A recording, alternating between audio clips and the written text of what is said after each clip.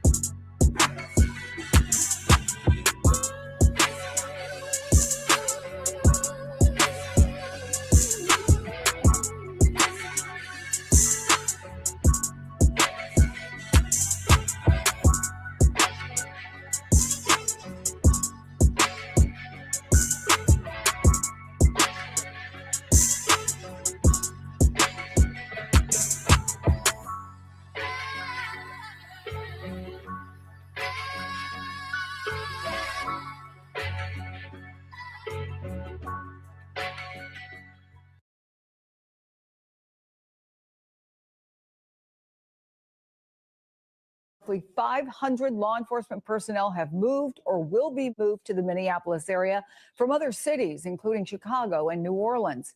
Governor Tim Walz and other state officials have pleaded for the government to pull back any agents after a tense 48 hours that saw protesters clashing with federal officers.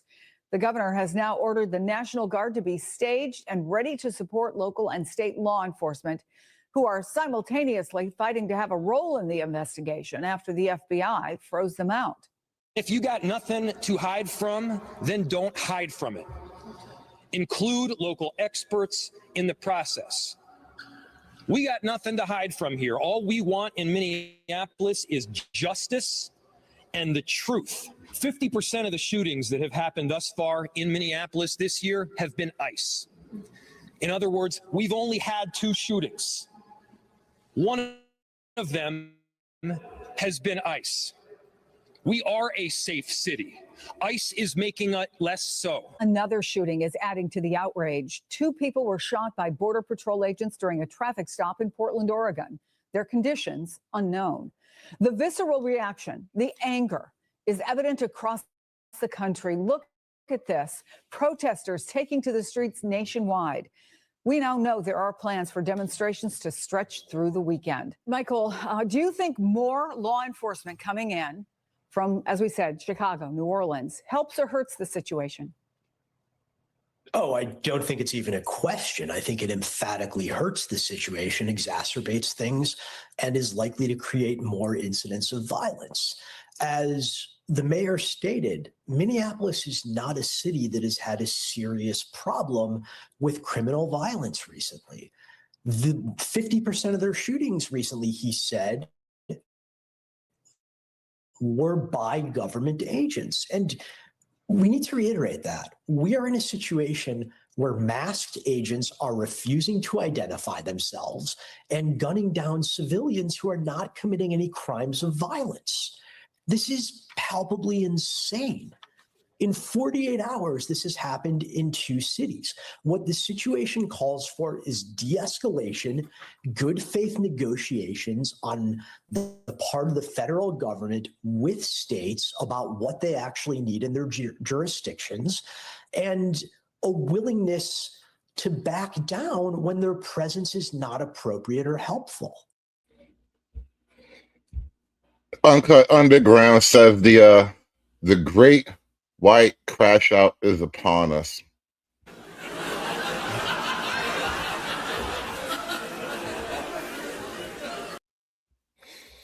Yeah. If that's what you want to call it, the great white crash out is being done on behalf of Somali foreigners. I don't think that's the crash out you were calling for. Are here on behalf of Renee Nicole Goode, a beloved wife, mom, daughter, and neighbor who was needlessly and brutally taken from us in Minneapolis streets on Wednesday morning. That night, thousands of us gathered at the site to grieve the loss and to mourn Renee and to rally for justice. Everything I have learned about Renee, about her humanity and compassion, tells me she would have been there with us, speaking truth to power and turning pain into poetry. This federal government has given us too many reasons to not trust them to do the right thing. There are thousands of agents were sent here under a false pretense in the minutes after an agent, and the minutes after an agent's shot, they refused to render aid. And their leaders have used every opportunity since this tragedy to lie about the facts, to lie about Renee, and to blame her for her own murder. There were many witnesses to Renee's murder, and the horrific videos we have seen make us all witnesses. This was a crime in broad daylight, and the attempt to cover it up is another. Renee is owed the same rights we promised to every American: due process, respect, and truth. We know what we saw, and everything short of a full and an honest investigation is an insult to her memory. Everything she stood for, and everything we stand for as Americans. At 10 o'clock today, we will honor the life and legacy of Renee Nicole Goode with a moment of silence. every moment before that and every moment after that, we will honor Renee by remembering our neighbor and calling for justice at the top of our lungs.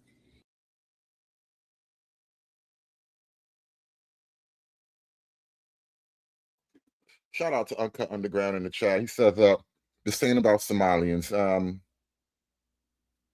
Yes and no. Yes and no. It's partially about Somalis on the front, on the cover, right? Somalis are a cover.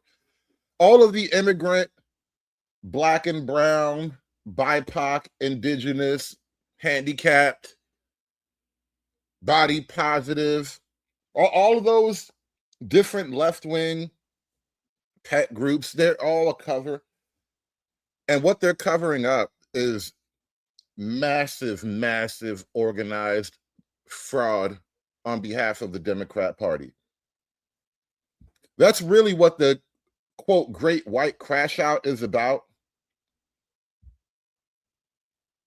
The white liberal foot soldiers in the streets right now are crashing out to defend their gigantic multi-billion-dollar national patronage system.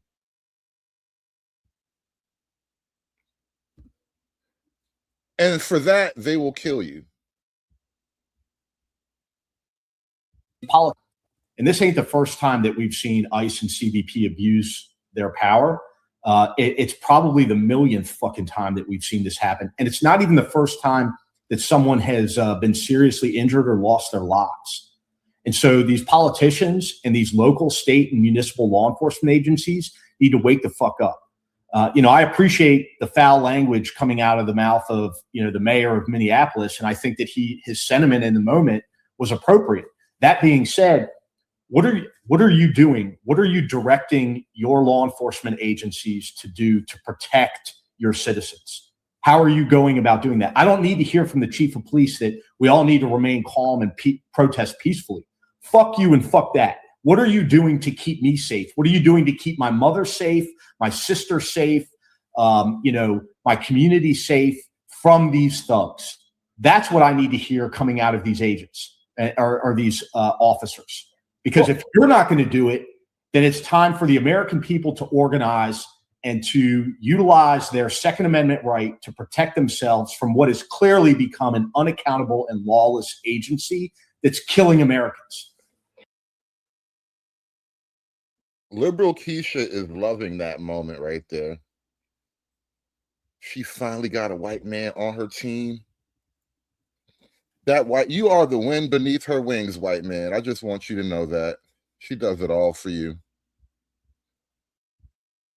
Good afternoon. I'm Rochelle Bilal, the sheriff for the city and county of Philadelphia. And I say her name, Renee Good. Hold up. Where's she from? I'm Rochelle Bilal, the sheriff for the city and county of Philadelphia. Where is that at? Philadelphia. Anybody in the chat from Philadelphia?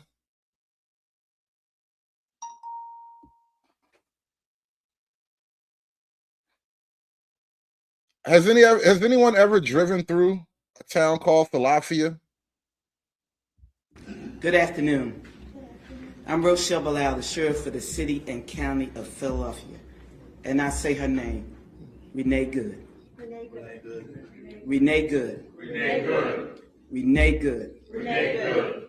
This should not have happened, but we're here today.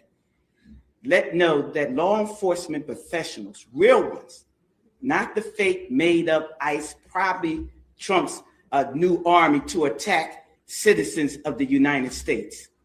Did you hear what I said? No law enforcement professional wears a mask. None.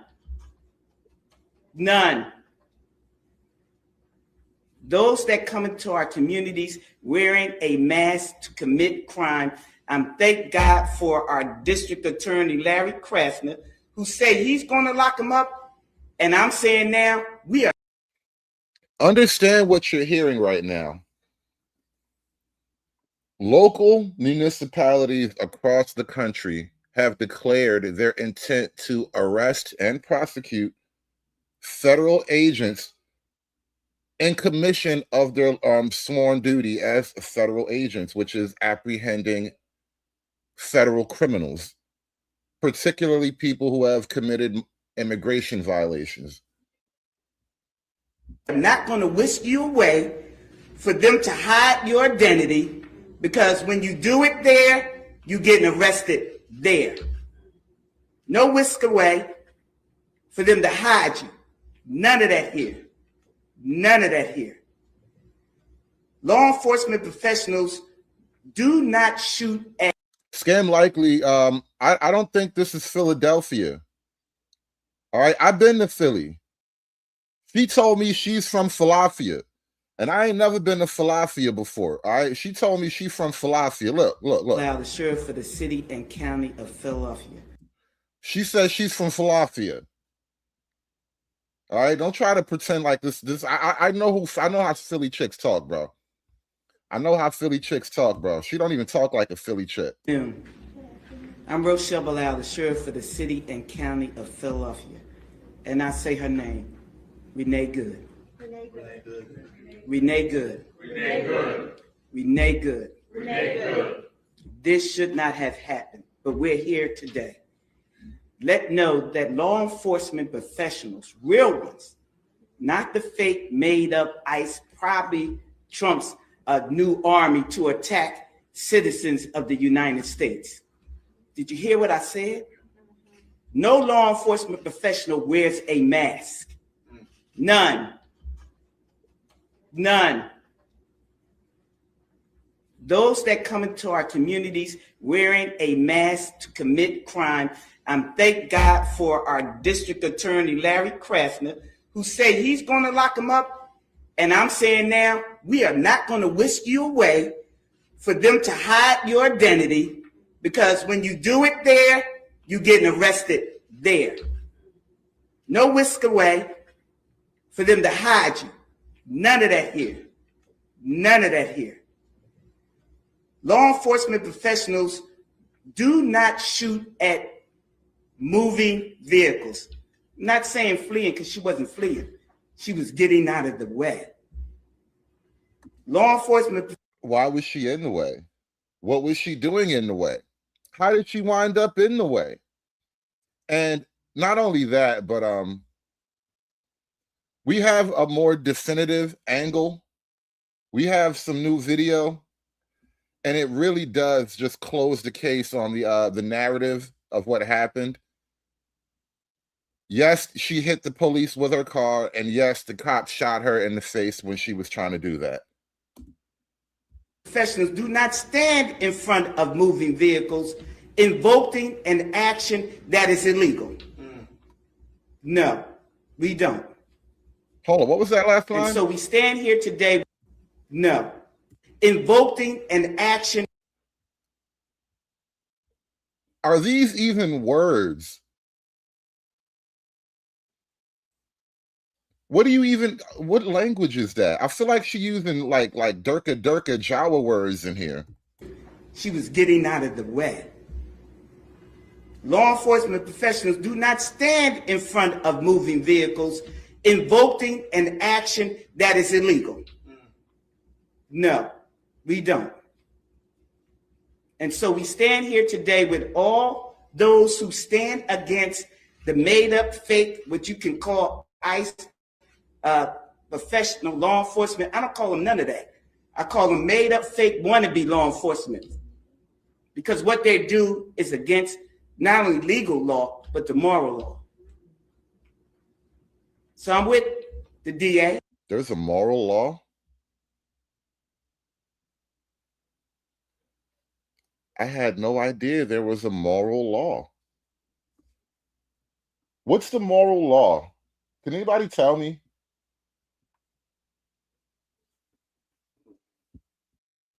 What is the moral law? Does she mean natural law? Because if she mean natural law, then might makes right, and she should have understood. Natural law means you have to get down or lay down. What is moral law, though? Where do you get your morality from? I bet you go to a church for hoes. Because what they do is against not only legal law, but the moral law.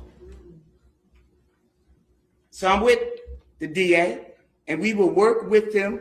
If any of them want to come in this city and commit a crime, you will not be able to hide.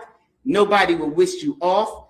You don't want this smoke, because we will bring it to you. An overweight black woman from Philadelphia is basically declaring war on Donald Trump and the federal government.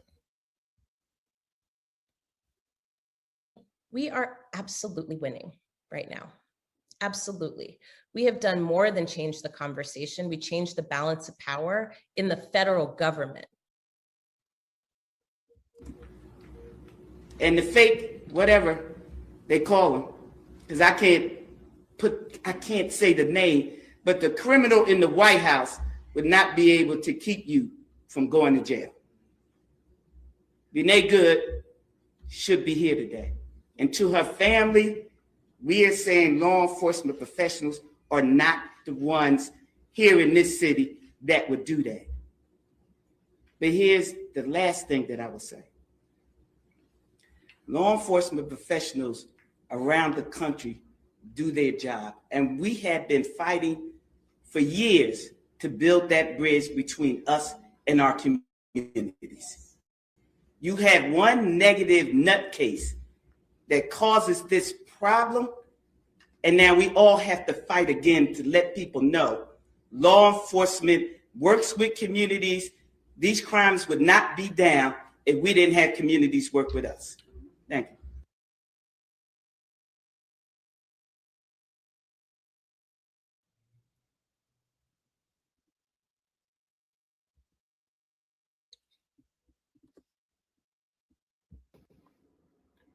Hi, everyone. Minnesota Governor Tim Walz here. You witnessed in Minnesota yesterday a tragedy, the death of Renee Good on the streets at the hands of a federal agent. You also witnessed last night a beautiful vigil, a peaceful vigil, people expressing their constitutional and First Amendment rights in a peaceful manner. And for that, I say thank you.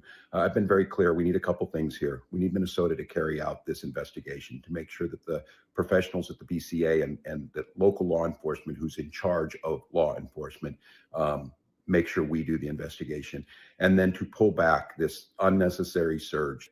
And so with that, I would ask for all of us to continue to do this peacefully, continue to raise our voices, but do so in a manner that brings about that sense of community.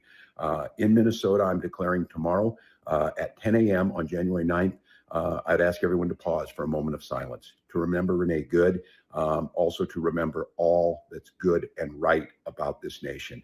And I'm going to ask folks if they can, I'd ask employers to give their people some space. I'd ask each and every one to find a way to contribute in your community. It might be shuffling your neighbor's walk. It might be being at a food bank. It might be pausing to talk to someone you haven't talked to before, but to show the goodness, to rise up, to make sure that we're being very, very clear about this, that we expect our constitutional rights to be respected, that law enforcement is local, that we expect accountability of our elected leaders, and that we are not going to go quietly, and we're not going to give up on those things that matter so much to us. And chief amongst those is human dignity, respect, rule of law, all of the things that we know make this country great. Now, meanwhile, Tim Walz is trying to put the nice guy beta face on the cover of this, but a lot of the Democrat officials are positioning themselves as if they are going to stand against the federal government no matter what. They're having a Malcolm X by any means necessary moment right now. If any law enforcement agent, any ICE agent is going to come to Philly to commit crimes, then you can get the F out of here. Because if you do that here, I will charge you with those crimes. You will be arrested. You will stand trial. You will be convicted, whether it's in state or federal court. It's my office prosecuting it. That's how the law works. And you will do your time. because Donald Trump cannot pardon you for a state court conviction. Do you hear me? ICE. They are throwing down the gauntlet. Agents, do you hear me, National Guard? Do you hear me, military? You're going to jail if you commit crimes in the city of Philadelphia. You will be accountable. The law applies to all of you. And I know that there are honest, decent, moral law enforcement officers out there by the bushel, including in ICE.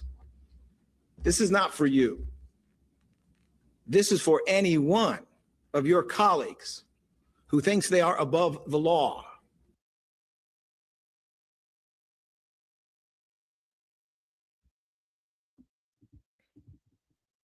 I wonder if this year is the year we finally get the Insurrection Act.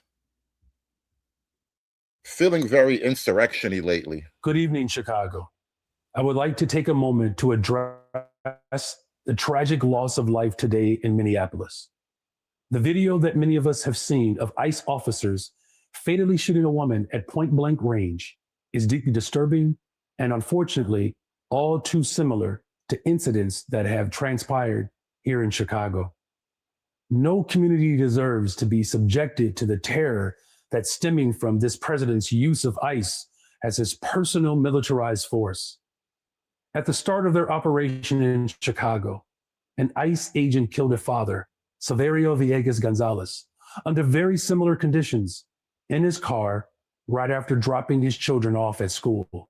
And just as they tried to do today in Minnesota, the Trump administration lied about what happened and spewed misinformation in an attempt to distort the public's understanding. There was no accountability for that killing, nor was there any accountability when another legal observer in Chicago was shot 5 times. It is incidents like these that demonstrate why we have pushed back against reckless and racist militarized immigration enforcement in Chicago.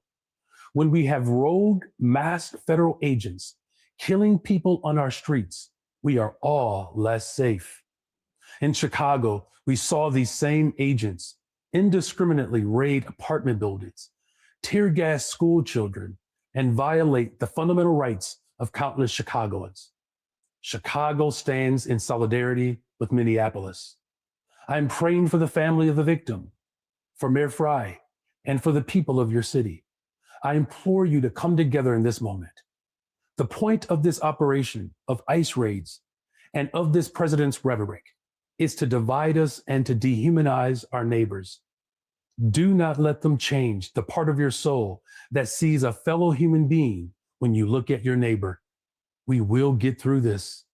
And to my fellow Chicagoans, we will continue to stand together and hold the Trump administration accountable and to protect our communities from the abuses of the Trump administration. Thank you.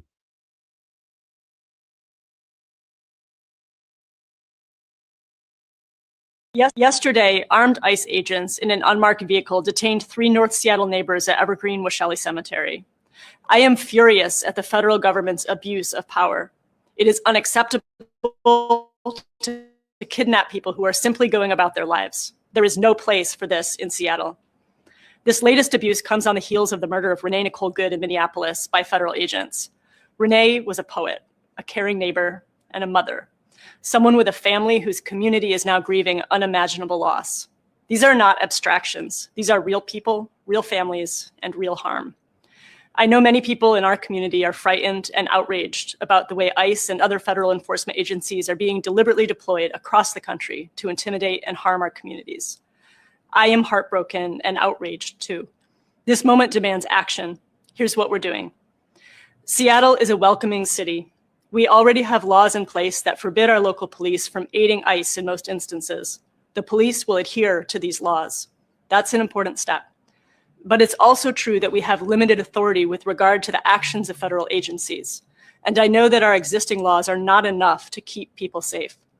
So I'm working with Police Chief Barnes, City Attorney Evans, immigrant rights groups, and local leaders to identify every possible legal argument, public resource, and creative tool we can use to keep the people of Seattle safe. This will take all of us. I urge you to sign up for the Washington for All ICE mobilization alerts. And don't stop there. I encourage you to raise your voices and demand that every elected official does what they can to actually protect the people who make our neighborhoods home. This is a scary situation, and situations like this are when we show ourselves who we are and what we believe. Here in Seattle, we practice solidarity. Everyone should be safe in their homes, in their workplaces, and in their city. My message to our immigrant neighbors: this is your city. You should be safe here, and I'm determined to make it that way.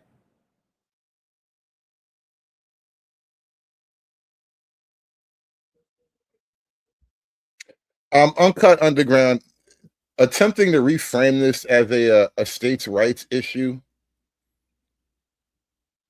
doesn't really fit.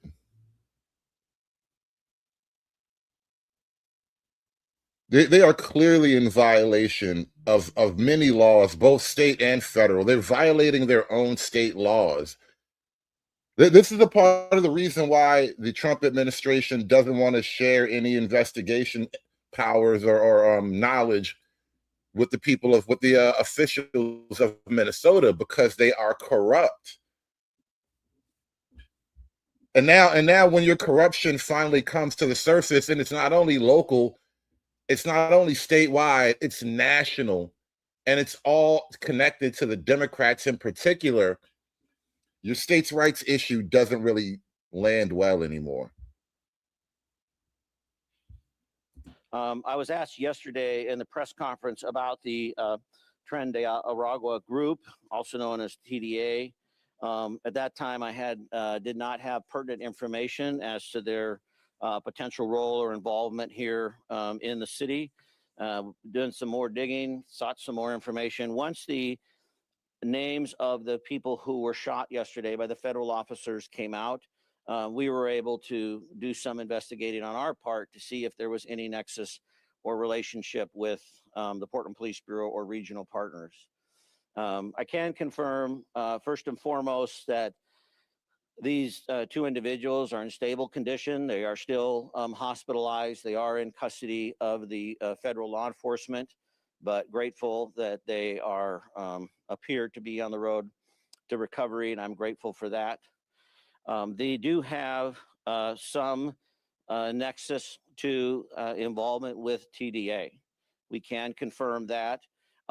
We know that we had a shooting in Northeast Portland in July of this year, and the victim in that shooting was self-identified as a Venezuelan immigrant who informed us that the suspects in that shooting were associated with TDA.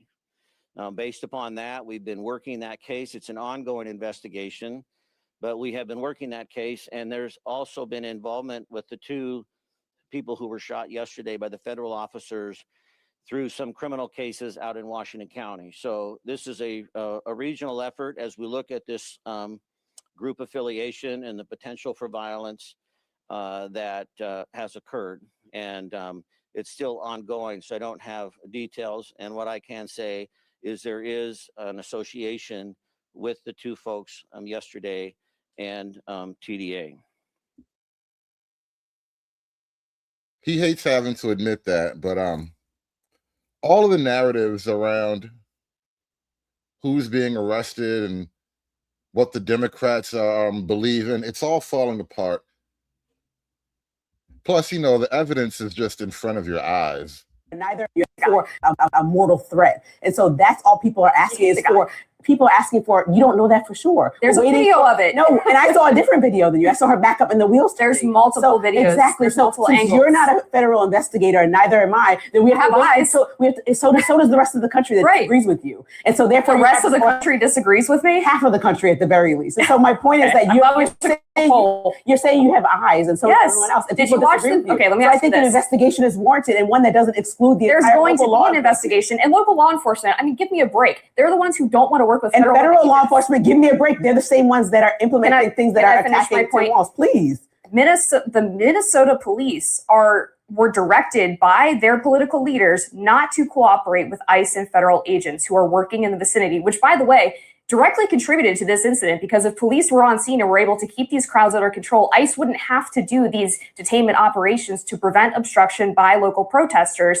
They already made the decision that they don't want to work with the feds. Now, all of a sudden, that they can use this incident to try to claim that ICE is murdering American citizens. Now, all of a sudden, they want access to all of the federal evidence. It doesn't work that way. You don't get to have it both ways. I mean, somebody was killed. And Yeah, somebody was killed, and we're really tired of caring about that. Well, what started here last night as a fairly peaceful vigil and protest turned very tense. We do want to show you the moments that those vehicles drove into the crowds. I do just first want to warn you, though, it may be difficult for some of you to watch. Just into our newsroom this morning, video showing a car and van driving through crowds at an ICE rally. You can see the cars inching forward through people before driving off. As the van pulls away, someone runs after it, throwing what looks like chains at the back window and smashing it. Hartford's mayor directing the police department to begin an investigation into what happened. Senator Chris Murphy says he and his team will also do everything they can to gather as much information as possible about that incident. This all culminated after an hours-long protest and vigil honoring 37-year-old Renee Good, who was shot and killed by an... What happened to Drive Baby Drive? This looks like another incident of Drive Baby Drive, right? Forward through people before driving off. As the van pulls away, someone runs after it, throwing what looks like chains at the back window. Why is it okay to drive, quote, away from the cops, but you're not supposed to drive away from this, right? They're just trying to get away. And smashing it. Hartford's mayor directing the police department to begin an investigation into what happened. Senator Chris Murphy says he and his team will also do everything they can to gather as much information as possible about that incident. This all culminated after an hours-long protest and vigil honoring 37-year-old Renee Good, who was shot and killed by an ICE agent in Minneapolis.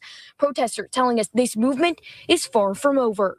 We continue to reach out to the people that show up, and we continue to organize. We continue to find avenues of generating new support, outreach, trying to make people understand the gravity of the situation, and just remain vocal and strong. I do also want to mention we've seen several reports of people getting pepper sprayed in the crowds here last night. We did reach out to Hartford police, who tell us those reports are just rumors. I'm your reporter in Hartford, Anna Stansfield, Channel 3 Eyewitness News. Shout out to Ms. Cantrell with the $4.99, the ice baby $4.99. Appreciate the donation. Thank you so much for that. Come on, share your dollar. Give me your dollar. Share your dollar with me. Come on. A little bit of background information about the woman who died. So I was trying to find a timeline of the radicalization of Renee Nicole Good. And did you guys know that she had enrolled her kid in a charter school in Minneapolis that was training parents to fight ICE? Because she absolutely did. The New York Post has an article out where they dug into this Southside Family Charter School a little bit. Apparently, this school is where Renee Good, who was fairly new to Minneapolis, was introduced to ICE protesting in the first place. Oddly enough, this school sounds way worse than a Leering Center. It was opened in 1972 to have an unabashed focus on social justice education. No, really, this is straight from their website. We integrate social justice into every grade level, telling the stories of the people, not the people in power, and helping students understand history and their role in making the world a better place. A gym teacher who retired last month said that current... Hold on, Uncut Underground. I thought this was a states' rights argument. You seem a little bit confused here. Fight ICE? Because she absolutely did. The New York Post has an article out where they dug into this Southside Family Charter School a little bit. Apparently, this school is where Renee Good, who was fairly new to Minneapolis, was introduced to ICE protesting in the first place. Oddly enough, this school sounds way worse than a Leering Center. It was opened in 1972 to have an unabashed focus on social justice education. No, really, this is straight from their website. We integrate social justice into every level, telling the stories of the people, not the people in power, and helping students understand history and their role in making the world a better place. A gym teacher who retired last month said that current events like George Floyd were a regular part of the curriculum. This is for little kids. So the article goes on to say that it was through her involvement with the community at Southside Family Charter School that Renee Good got involved with ICE Watch, a group dedicated to disrupting ICE. Another mom at the school identified as Lisa, saying Renee Good was trained against these ICE agents, what to do, what not to do. It's very thorough training. And this ICE Watch group apparently had become a lot more organized and a lot more radical, making connections with other extremely radical groups there in the Twin Cities. And this was a school for her 6-year-old. So she was further radicalized at a school for her 6-year-old in a city that she had just moved to. And she was already pretty radical. She and her partner fled Kansas City to Canada after the election of Donald Trump in 2024. And then moved back down to Minneapolis, where all of this ended up occurring. So this is completely insane, and it just keeps getting worse and worse. And it seems like Nick Shirley just found the tip of the iceberg there in Minneapolis, because in addition to a bunch of fraudulent fake Somali daycares, there's also a charter school training up moms to fight federal agents. They can try anything they want to try and distract us from this nest of radicals up in Minneapolis, but I want some hearings. Training moms to fight federal agents is very dangerous. That's how you wind up in Snow Bunny heaven. When I die, I'ma go to Snow Bunny heaven. Snow Bunny heaven.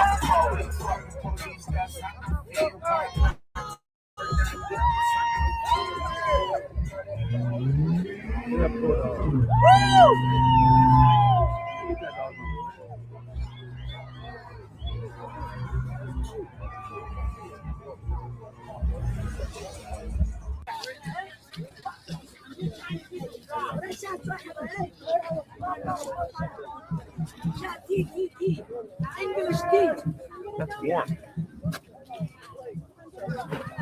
You just want one? Okay. Thank you.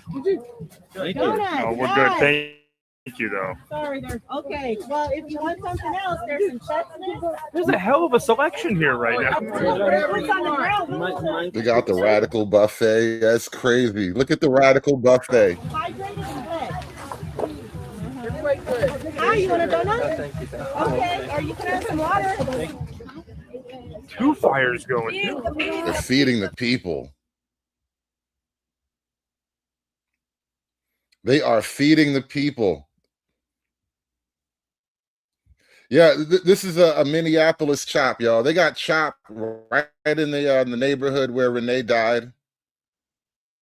They have built the chop memorial where Renee Good went to Snow Bunny heaven. Where you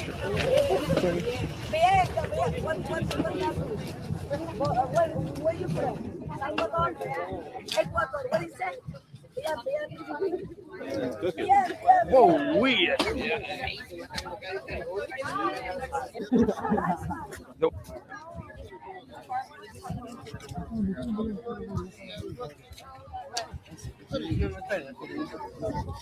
Check out that. Down there and back.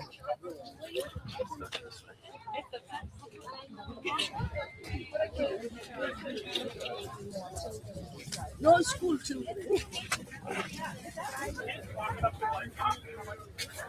Hey, everybody, the free food come out and check it out.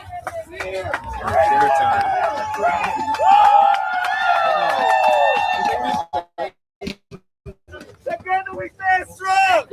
Where do you think they use the bathroom? I mean, because, you know, food goes in, food comes out, right? I'm not seeing a lot of like porta potties or whatever. Do you think they just like pick a house and everybody goes there?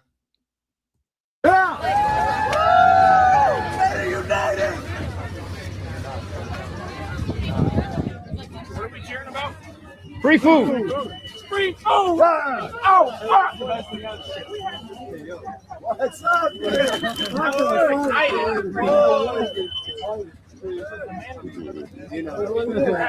Indian style is crazy. That's probably true though. They probably just pick a backyard and go Indian style. Yeah.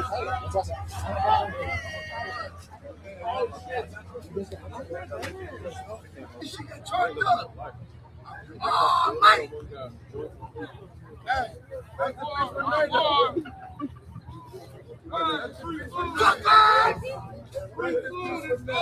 Hurry up, go in. I know you're hungry. Hurry up, go in. You see it in my eyes. Ain't no bitch in my eyes. Oh, money. Ain't no bitch in my eyes.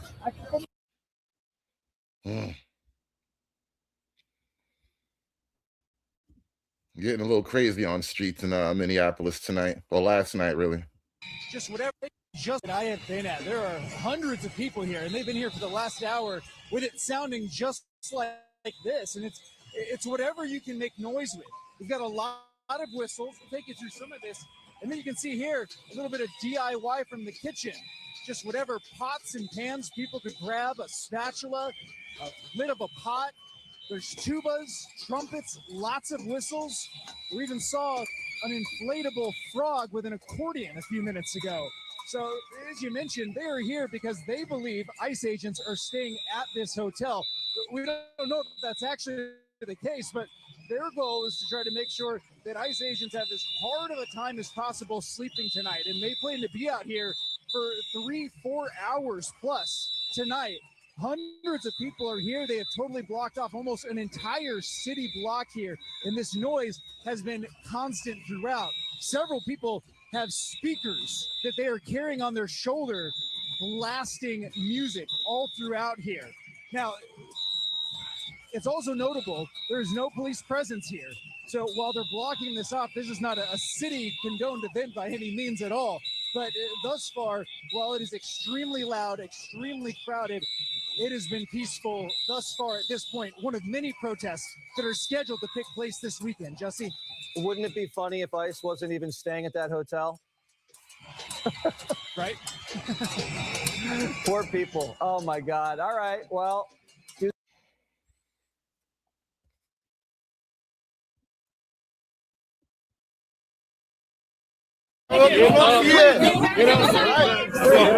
Oh my God, drag him back.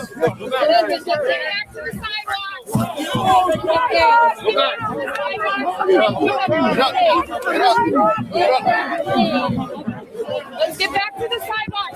Hold on, I'll help you up. I'll help you up. Back up. Yeah,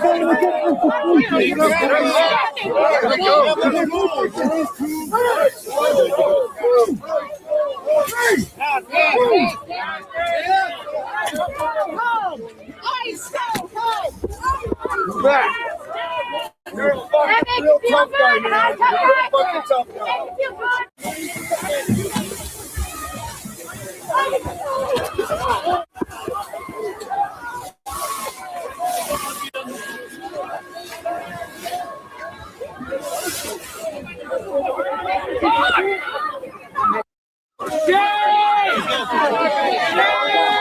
Let's go. Get up. Get off your sidewalk. Let's go, kid boy. Let's go. Get out of it. Let's go.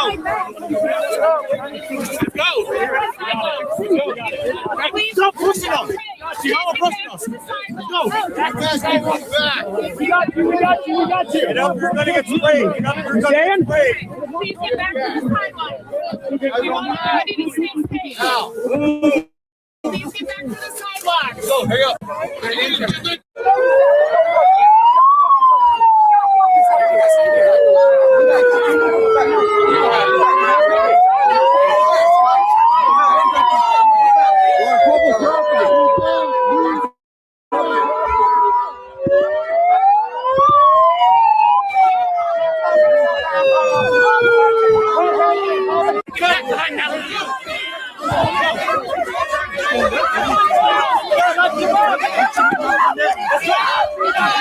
Get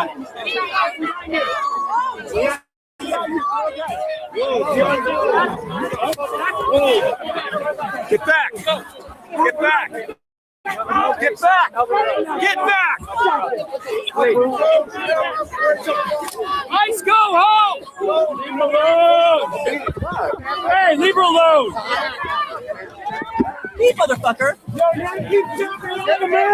Sit down! Sit down! Fucking hold it! I already told you. Shit somewhere else, you fucking How many Proud Boys in the group? No, he Go put back his, he to put his leg there, January that's 6th, clear and you piece present of shit. danger there. How many Scary. Proud Boys?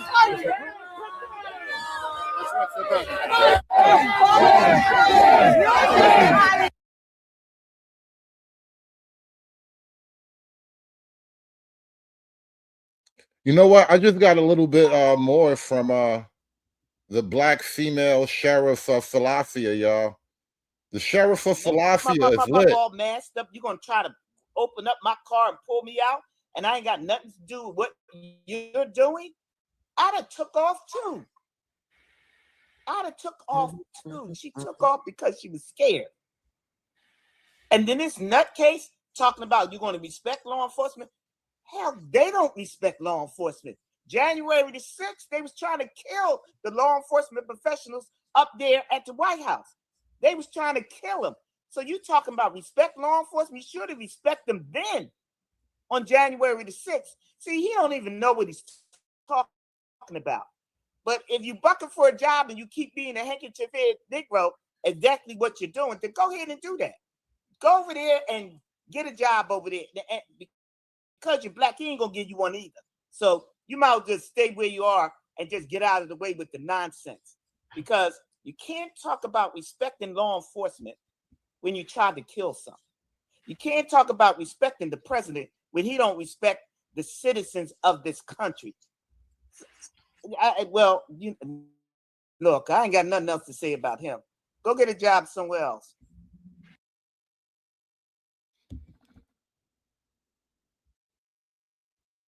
Big shout out to the chief of Philadelphia.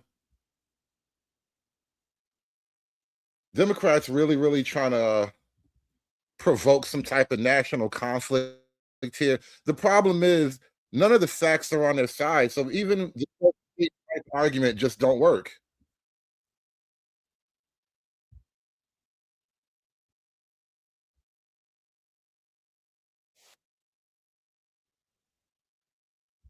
Hold on, let me bring that back up. Give me one sec, y'all. Such a simple question. I'm asking you guys.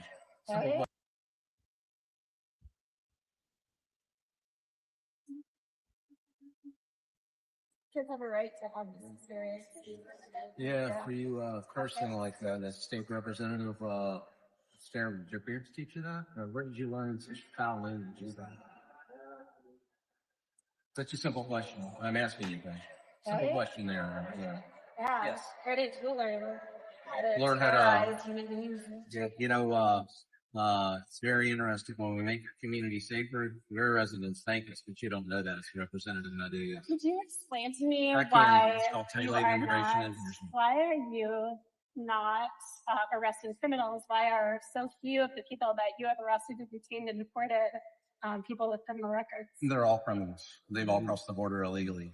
Crossing the border illegally is a civil offense. No, 18 U.S.C. 1325 illegal entry. That's a federal crime. Yes. It's still considered civil immigration enforcement.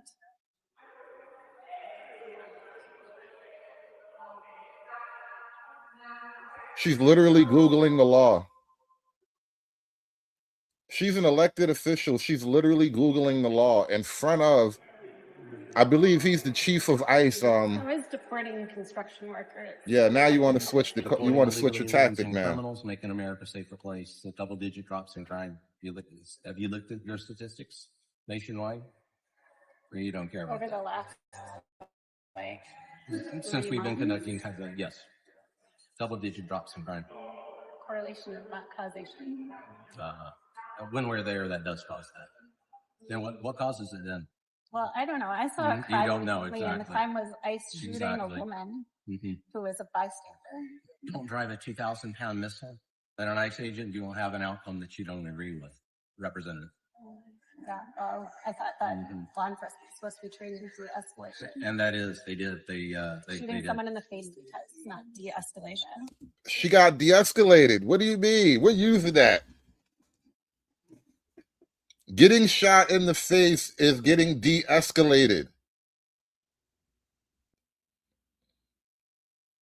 I don't really know any other way around that. You got de-escalated, woman. Take it like a champ.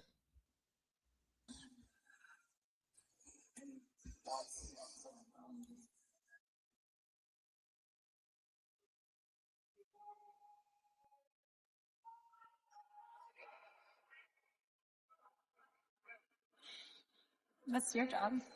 I work with Are you OAN. like the comms people? With No, I the- work with OAN. Oh, We love watching representatives Crazy use their First Amendment. I representatives, think it's yeah. fantastic. well, I'm a former member of the ACLU of Minnesota board, and I believe in the First Amendment. Good. What about the Second Amendment? I believe in that one. Don't have a strong. You don't have just the ones that suit you there, Representative, right? What about that Second Amendment? Well, I don't know if you heard, but we had a shooting in a school here in Minnesota recently, and a lot What's of that got to do with little the Second children. Amendment? Well, I think that if we had some common sense gun violence prevention Who gets laws. to say it's common sense? You? Well, yes, I'm the legislator. Exactly, and I think that's definitely the problem. Is it? Well, Yeah. I think the problem is that When you children use are that, dying. when you use that violent rhetoric around children, yeah, I'd say that you probably are not exercising a lot of common sense there, Representative. I'm here as volunteer for the Mhm. Minnesota Youth in Government. And the point of Minnesota Youth in Government is to encourage children to participate in our civic institutions, to learn about them, to learn how to exercise their constitutional rights. I do We are that. inter- I do the same thing. I haven't interfered in anything, but I do the same thing. I take children to shooting ranges and I teach them to shoot to exercise their Second Amendment rights that it seems like you want to take away.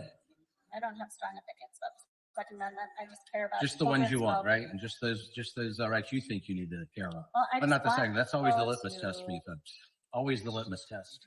I just want people to be able to live in peace. Me too. That Second Amendment does that. Really? Well, all I've seen here in Minnesota is people dying, including children. What about the lives that are saved by guns? You don't talk about that, do you? Does anybody die from fentanyl? I'm just wondering because the end all is get rid of guns. People don't die. Is fentanyl still killing people in Minnesota? Just wondering. Because it's illegal. Because it's illegal. The government, we don't hand out fentanyl. Is fentanyl killing people in Minnesota? See. This is where you need to count to 10. Too easy. I really don't want you to leave, but yes. Time to go. All right.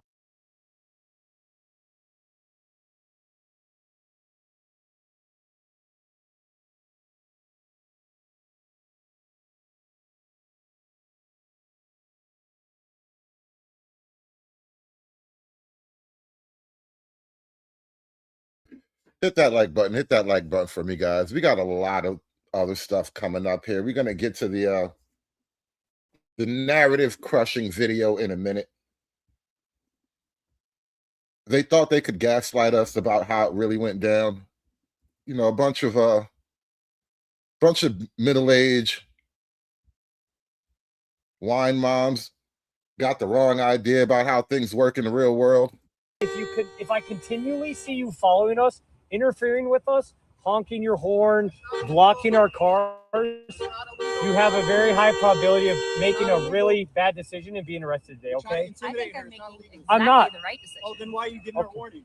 I'm giving her a warning to not interfere with what we're doing, to not make a bad decision today and ruin your life. Well, bad Okay, decisions. thank That's you. funny coming from you. Okay, alrighty. Thank you. Have a good day. I hope you have a terrible day. Okay, thank you.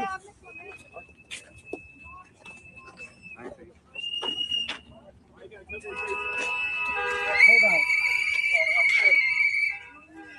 Watch out, it's slippery. Yeah, there's a lot of ice around here. Just so you know, if we continue to have you follow us, okay, have fun. Don't make a bad decision today. What is illegal is stopping people unconstitutionally. Don't interfere.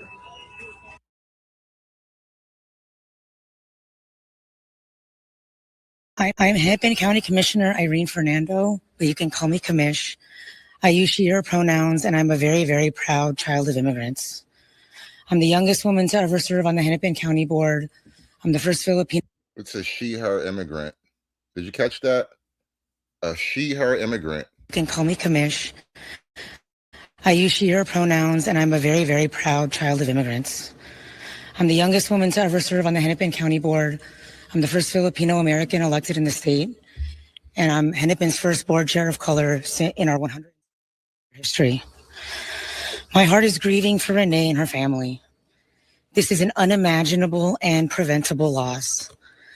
I honor Renee's humanity and life, and I acknowledge the deep pain felt by her loved ones and neighbors. The taxpayer-funded actions and harm we are experiencing right now are inhumane, unlawful, and unconstitutional. United States due process means that justice is pursued through legal action, credible investigation, and courts, not through guns, murder, and violence on our streets. There's jarring footage that show ICE agents stage at elementary school bus stops and going door to door.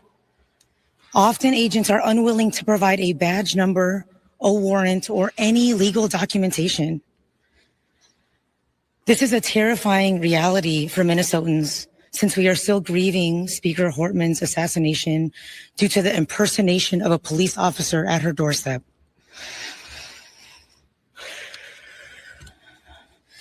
Our community has experienced a national spotlight with law enforcement shootings, which required significant change and reform on how such cases are examined, investigated, and communicated to the public.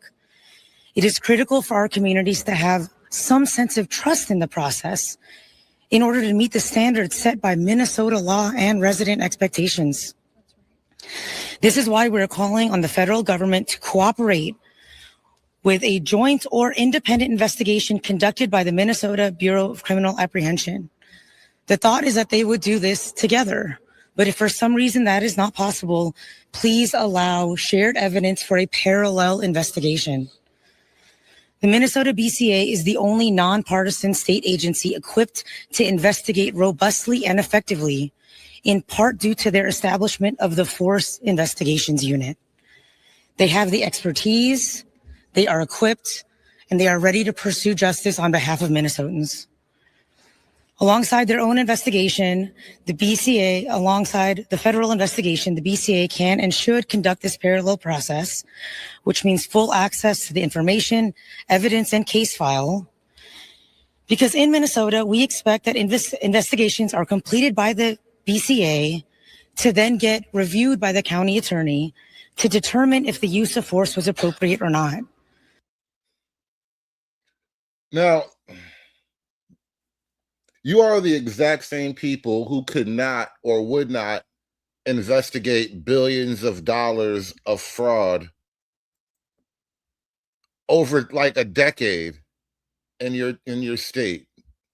I don't think we can trust your investigatory powers, you know? Now to Minneapolis, and as we said, new video tonight. This is some of it. It is grainy, difficult to see. Could provide certainly provides another angle on what happened before 37-year-old Minneapolis mom was shot and killed by an ICE officer shortly after dropping her 6-year-old off at school.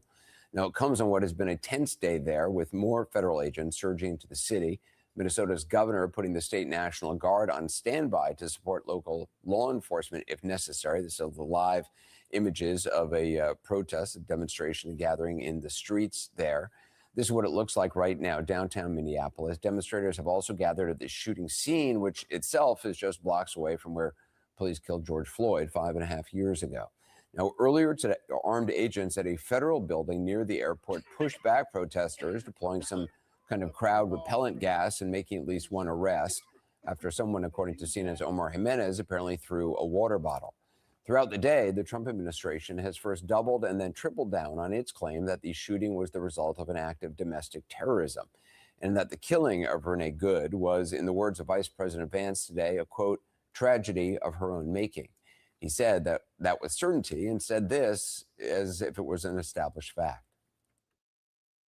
The Department of Homeland Security is already investigating this, but the simple fact is what you see is what you get in this case. You have a woman who is trying to obstruct a legitimate law enforcement operation. Nobody debates that. You have a woman who aimed her car at a law enforcement officer and pressed on the accelerator. Nobody debates that. Well, keeping them honest, people are debating that. Just to remind you, here it is, slow down. This is from one of the camera angles that we have. You see one officer walk over to the car. He told her to get the F out of the vehicle, put his hand into the window. The car, she backs up. The car's reverse lights go on. The officer pulls on the door handle with his right hand, eventually reaching inside the open window with his left. The other officer is now in front of her car, and her reverse lights go out. When the car begins to move forward, the officer unholsters his weapon. He fires it once. Once it appears towards her windshield, second time what appears to be her open window, and then a third shot immediately afterwards. And the car goes careening down the street. The officer reholsters his weapon. Now, take a look at it again. This shooting in real time from two different angles, which we've synced side by side.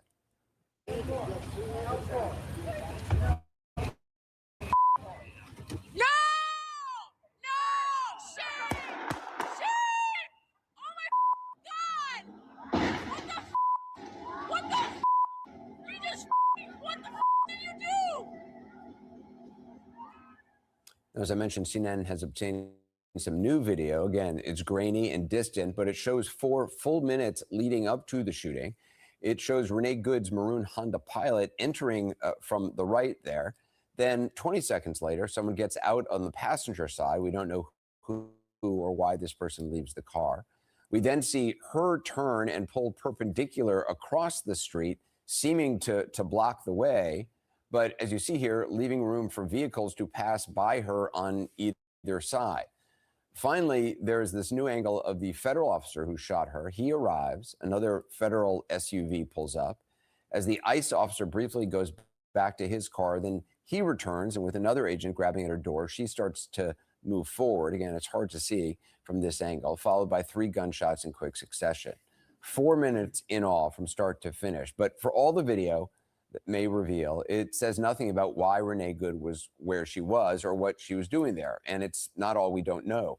Somehow, the administration, without offering any evidence, seems terribly certain about who this woman is and what motivated her. What young mother shows up and decides they're going to throw their car in front of ICE officers who are enforcing legitimate law? You've got to be a little brainwashed to get to that point to where you're willing, not just to protest, that's fine, not peacefully protest, but throw your vehicle in front of legitimate law enforcement officers and drive your car into them. To get to that point, you have to be, I think, radicalized in a very, very sad way. Let me take a minute to shout out to the audience here. Shout out to Chocolate Bunny with the $7 super shout out for the Panda Fund. You know, I wasn't even thinking about holding the Panda today, but you know, now you got me thinking. Shout out to Dick Thug with the $2. They didn't do this knowing the daycare fraud. Yeah, they're not going to get out there and get active about fraud. They're not going to do none of that. But you know what? I told y'all we got actually new video. We got a new angle on the shooting, and it does kind of solidify the narrative. But before we get to that, you know, we got a new smash hit going around on the internet. I got to drop the smash hit for you guys. Premiering for the first time, my wife got killed in the Hyundai. And my wife died in the Hyundai, and I'm sorry, not sorry. Ooh, yeah. Somebody had to do it. I am the chosen one. Somebody had to do it. And now she's gone. And now she's gone. Oh, yeah. And me wife died in the Hyundai. Oh, oh, oh. And me wife died in the Hyundai. Oh, oh, oh. And now she's gone. Yeah.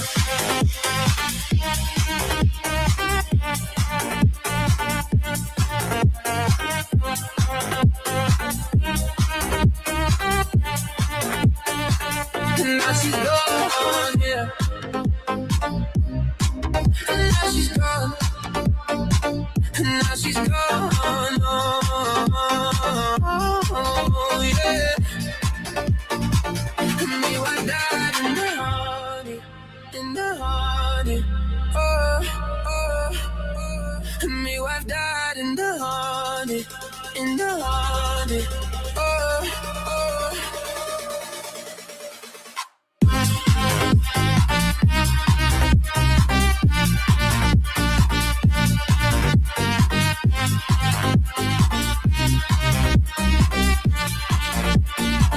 Me wife died in the honey, and I'm sorry, sorry, not sorry.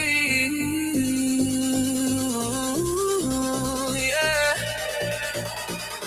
Now she's gone, yeah.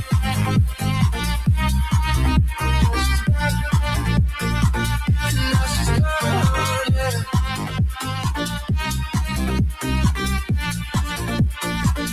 Now she's gone, yeah. Now she's gone. Now she's gone. Oh, yeah. Me wife died in the honey, in the honey. Oh, oh.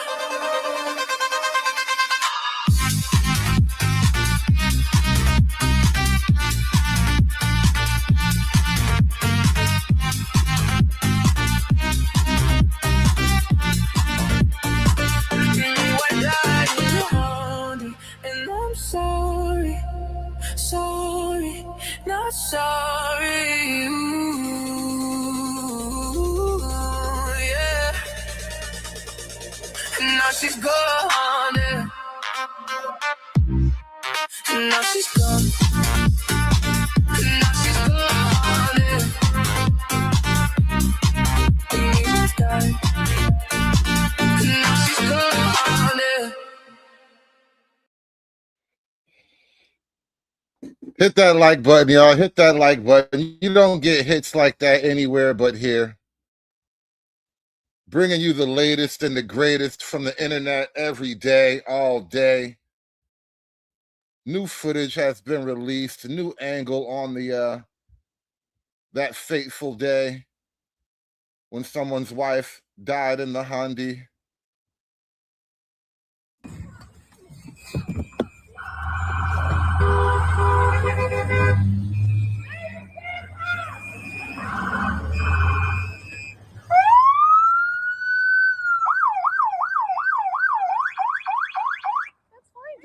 I'm not mad at you.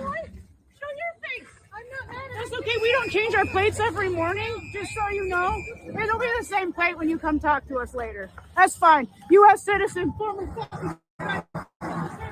want to come at us? You want to come at us? I said go get yourself some lunch, big boy. Go ahead. Out of the car.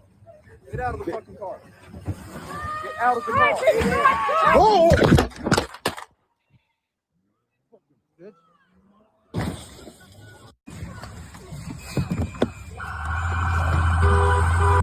And that, ladies and gentlemen, is how her wife died in the Hyundai.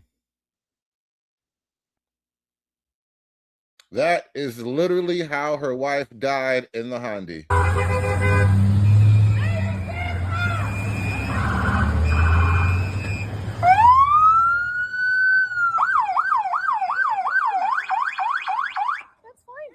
I'm not mad at you. Show your face. I'm not mad at you. That's okay. We don't change our plates every morning, just so you know. It'll be the same plate when you come talk to us later. And notice Tough Boss right here, final girl boss right here. At that final moment, she literally says, "Drive, baby, drive." And she drove into the cop. And he just wasn't going to die that day. That's fine. U.S. citizen, former. You want to come at us? You want to come at us? I said go get yourself some lunch, big boy. Go ahead. Out of the car. Get out of the fucking car. Get out of the car. Oh!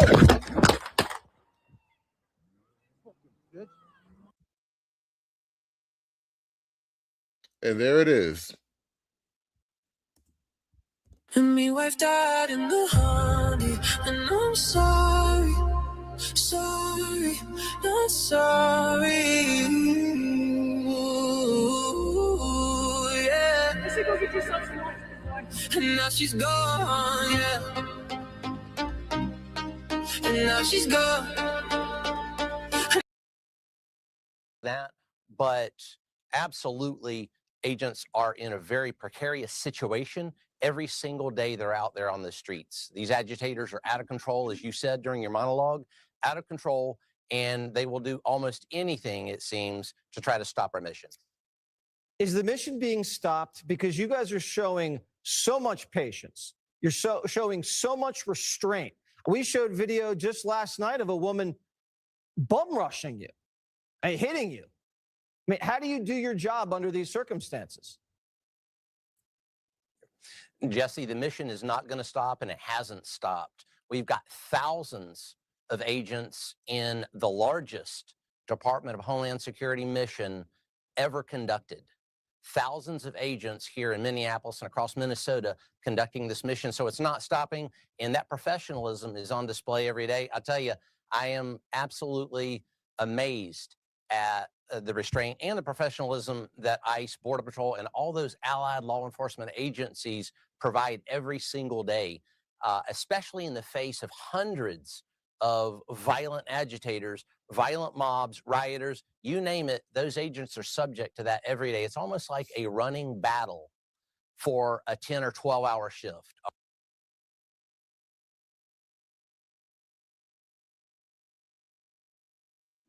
I want to jump over to Jacob Frey. I think he was here for a minute. Yeah, let me bring up Jacob Frey. He was talking crazy the other day. Let me play this for you. Operating from, hey, this is like, we're looking at it on the video screen. This is what we're seeing. Can we all see that it wasn't run over?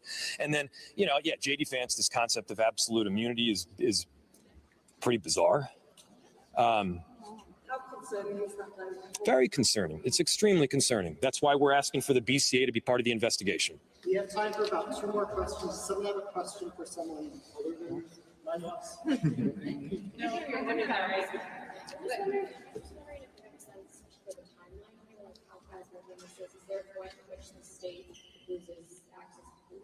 We did. Do you want to answer that? I don't know the exact timeline, but I imagine the answer is yes.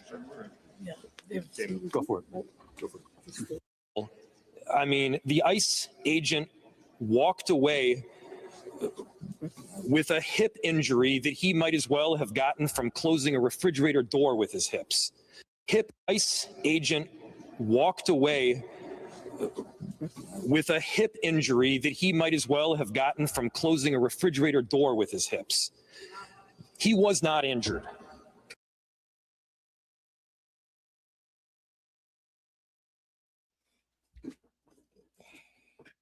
Now you actually have to die in order to save your own life. That's the bar now. You have to actually die before you're justified in saving your life. If you didn't die, you can't shoot. If you don't die first, you can't shoot. Now, I want to jump over to something else that's kind of a parallel story in this whole thing. I could have almost done a whole other show by itself on this alone, but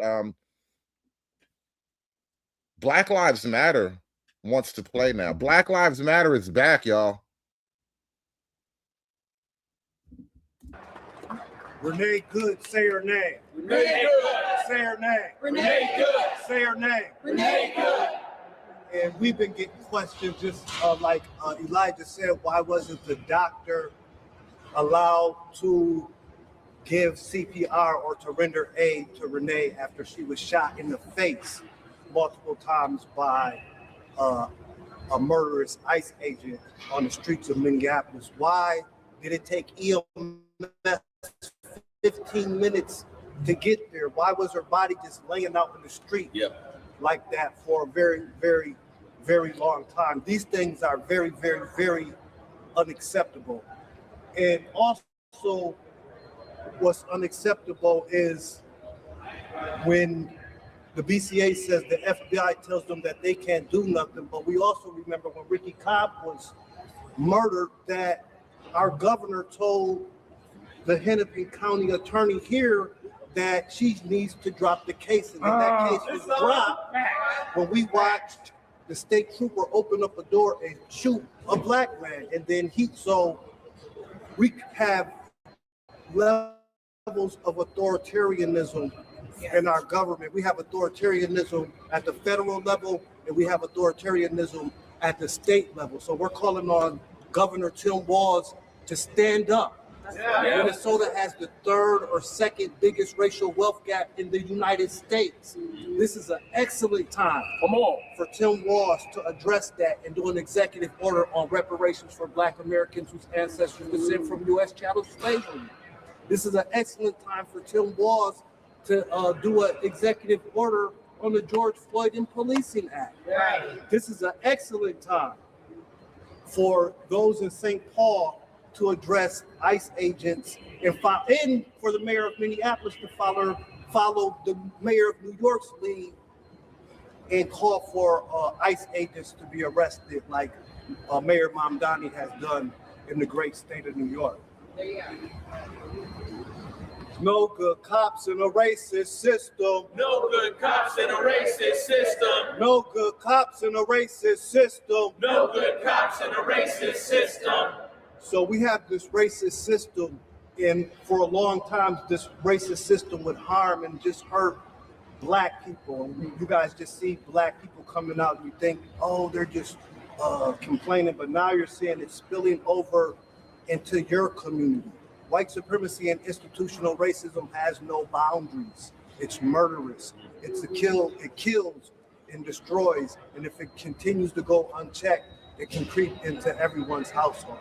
So let's come together as Minnesotans. Let's come together as Americans. Let's just come together as the human family and stand up to white supremacy and institutional racism as a community and as a nation together.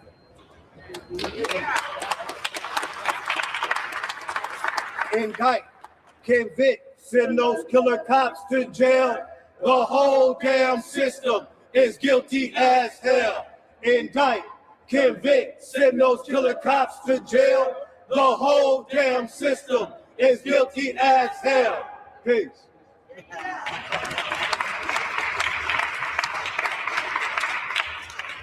We have just a couple more speakers. Next, we'll hear from Satara Strong Allen, a longtime organizer and the executive director of Love First. Let's welcome her. Let's go, Satara.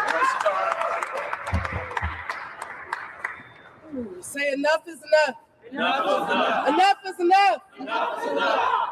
My heart is heavy, I'm sure, as everybody else's is. And first and foremost, I want to send my condolences to the family of Renee Good, her partner, her child. I want to send my condolences to the teachers and staff at Roosevelt High School and South High School and the students. At first, when I saw the video of Renee Good being murdered in broad daylight by ICE agents, I thought, this is ridiculous that anybody is going to sit by and allow the government to orchestrate attacks on their own citizens. But then I thought back to the experiences we've had here in the Twin Cities. I thought about Jamar Clark. I thought about Philadelphia in the 80s when they dropped a whole bomb on MOVE and the Africa families just for advocating for civil rights and advocating for animals of all things. And I thought, this isn't new, right? And we cannot sit back and allow this man to continue to orchestrate government attacks on their citizens. There's the law. The law, according to the Department of Justice, says, sorry, I'll take my time. According to the Department of Justice, Title I policy on use of force, firearms may not be discharged solely to disable moving vehicles. Specifically, firearms may not be discharged at a moving vehicle unless a person in the vehicle is threatening the officer or another person with deadly force by means other than the vehicle, or the vehicle is operated in a manner that threatens to cause death or serious physical injury, and no other objectively reasonable means of defense appear to exist, which includes moving out of the path of the vehicle. Yes.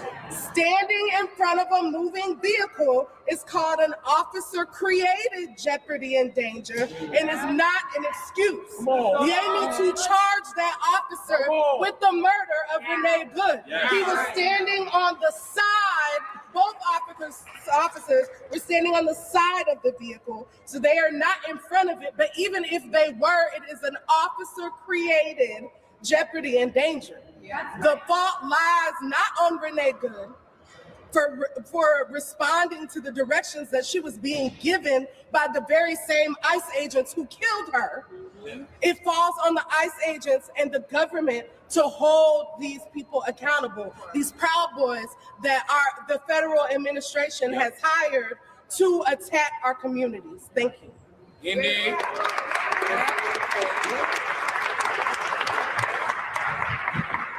For our last speaker, Tashira Garraway Allen, family supporting families against police violence. Let's welcome her.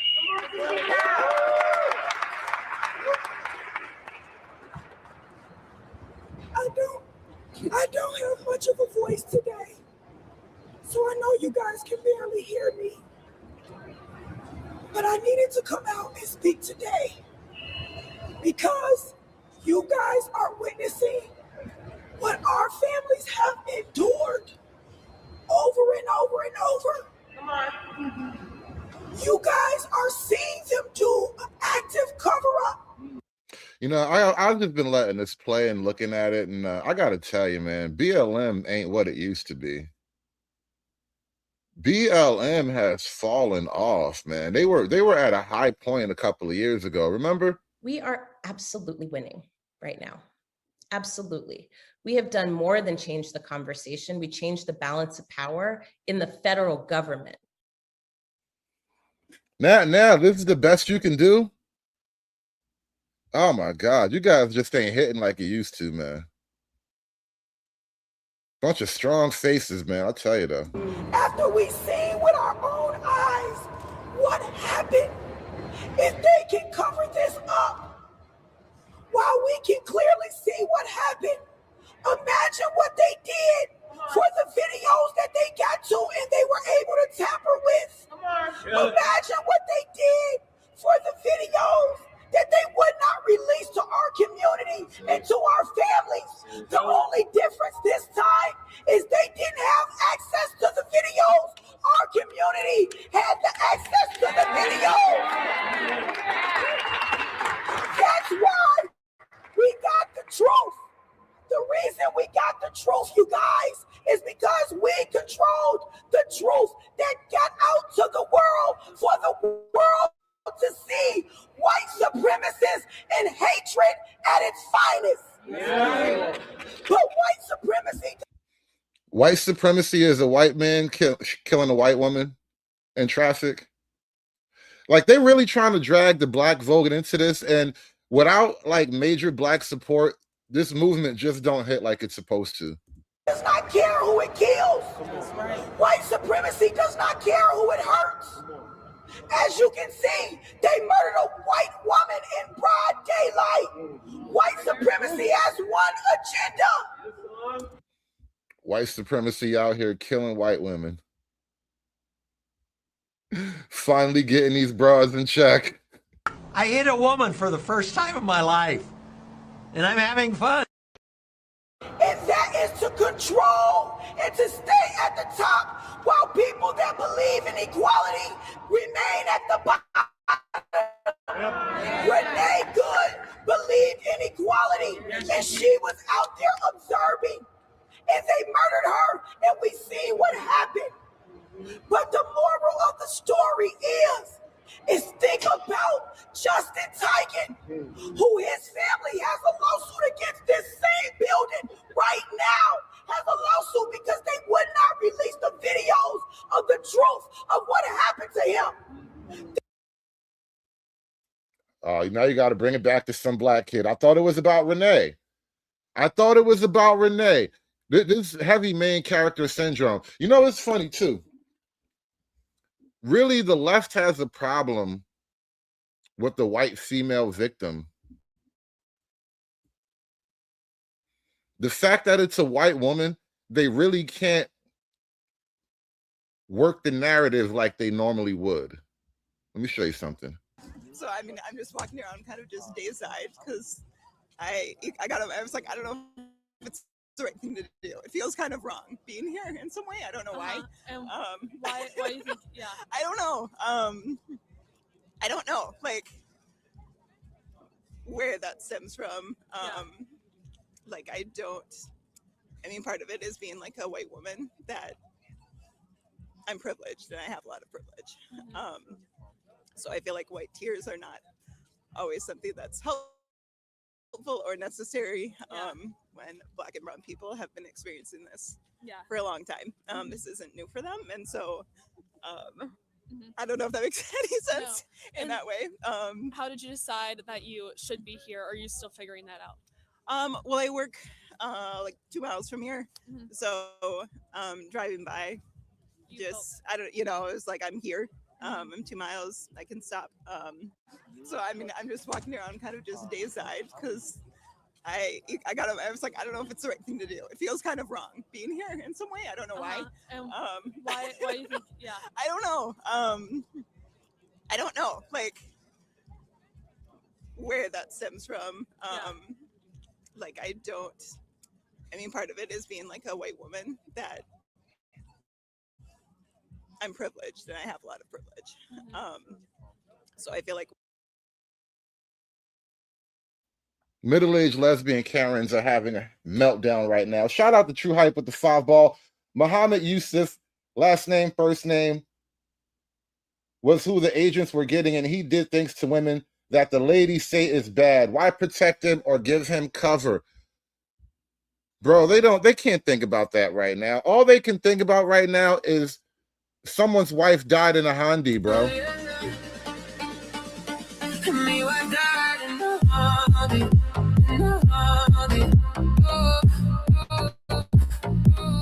You have died in the Hardy, in the Hardy.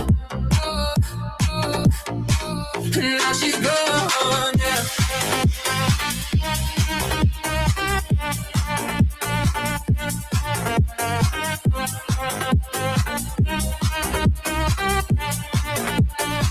Now she's gone, yeah. Now she's gone. Now she's gone, oh, yeah.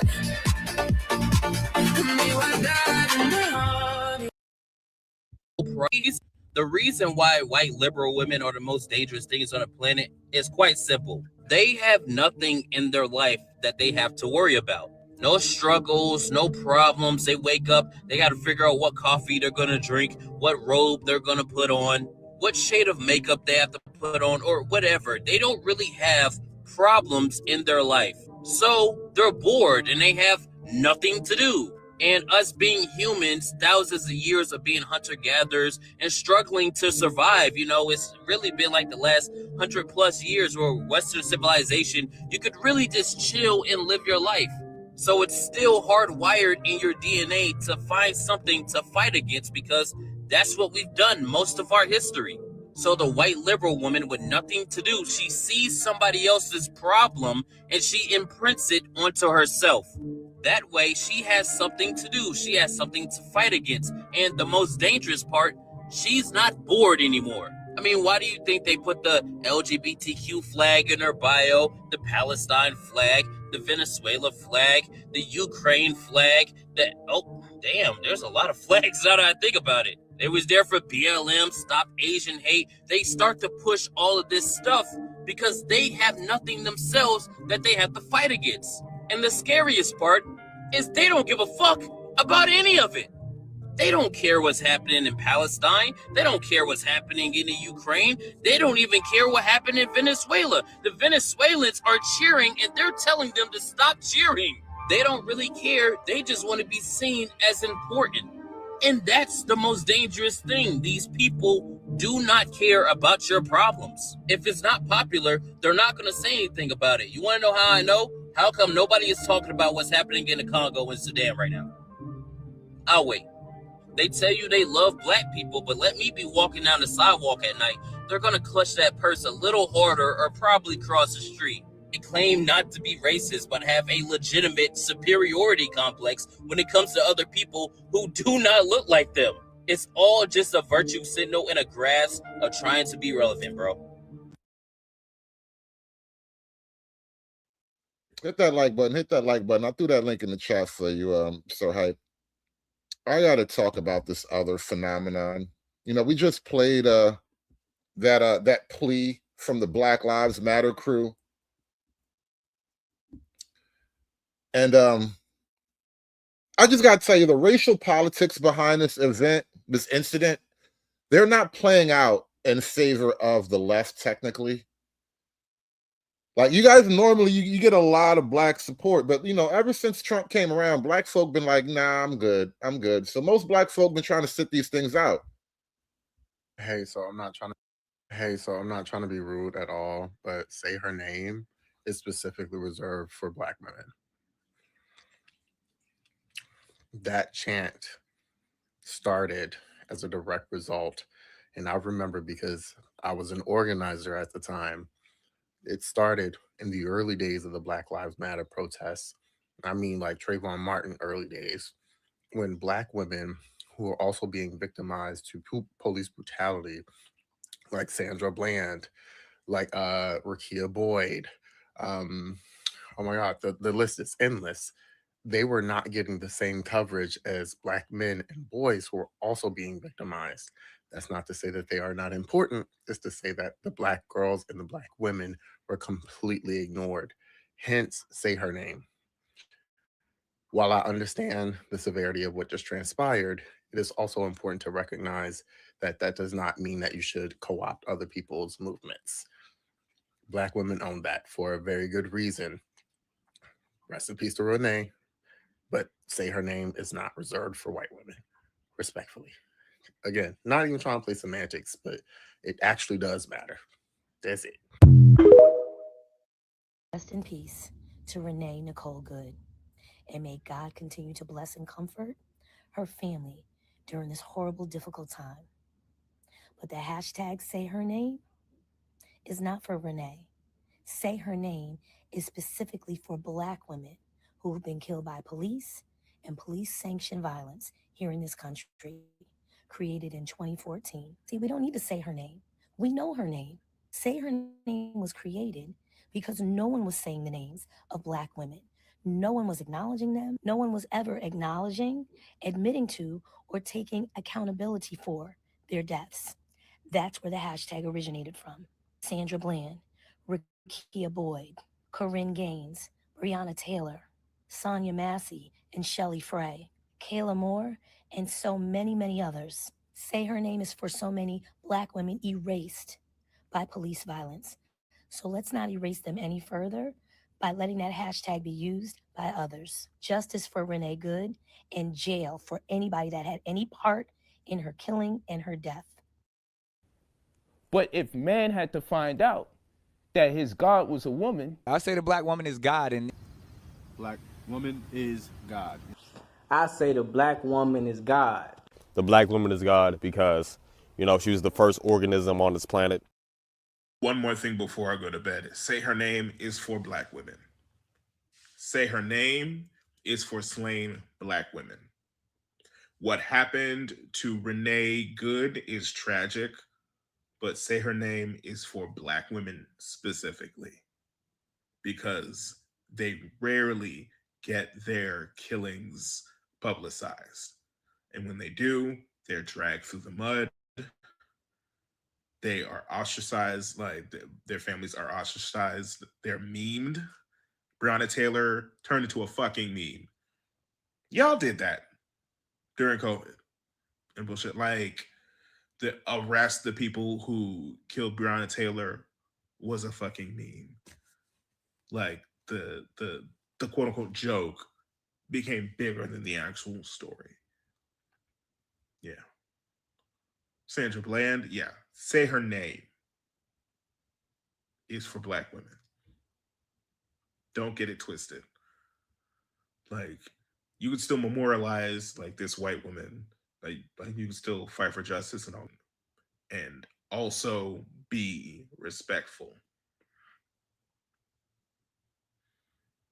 That's it.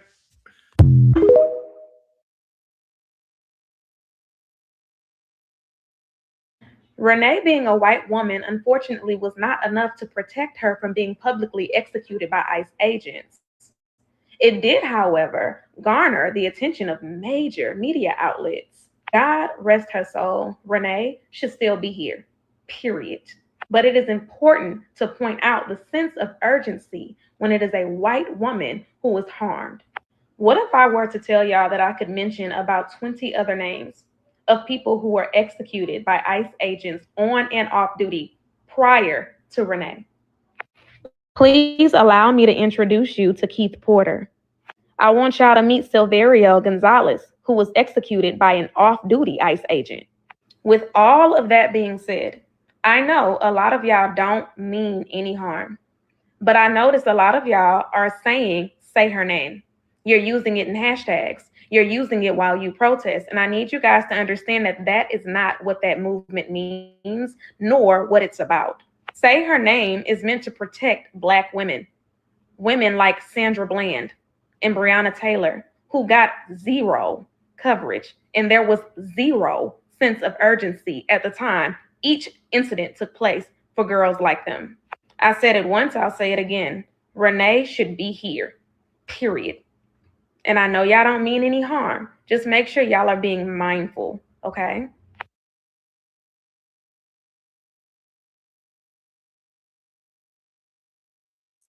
Again, the fact that this is a white woman who has died, it's causing all kinds of internal problems for the left wing, who is already falling apart anyway. Make it stop. Make the hurt stop, please. Like, when I die, I'ma go to Snow Bunny Heaven. Snow Bunny Heaven.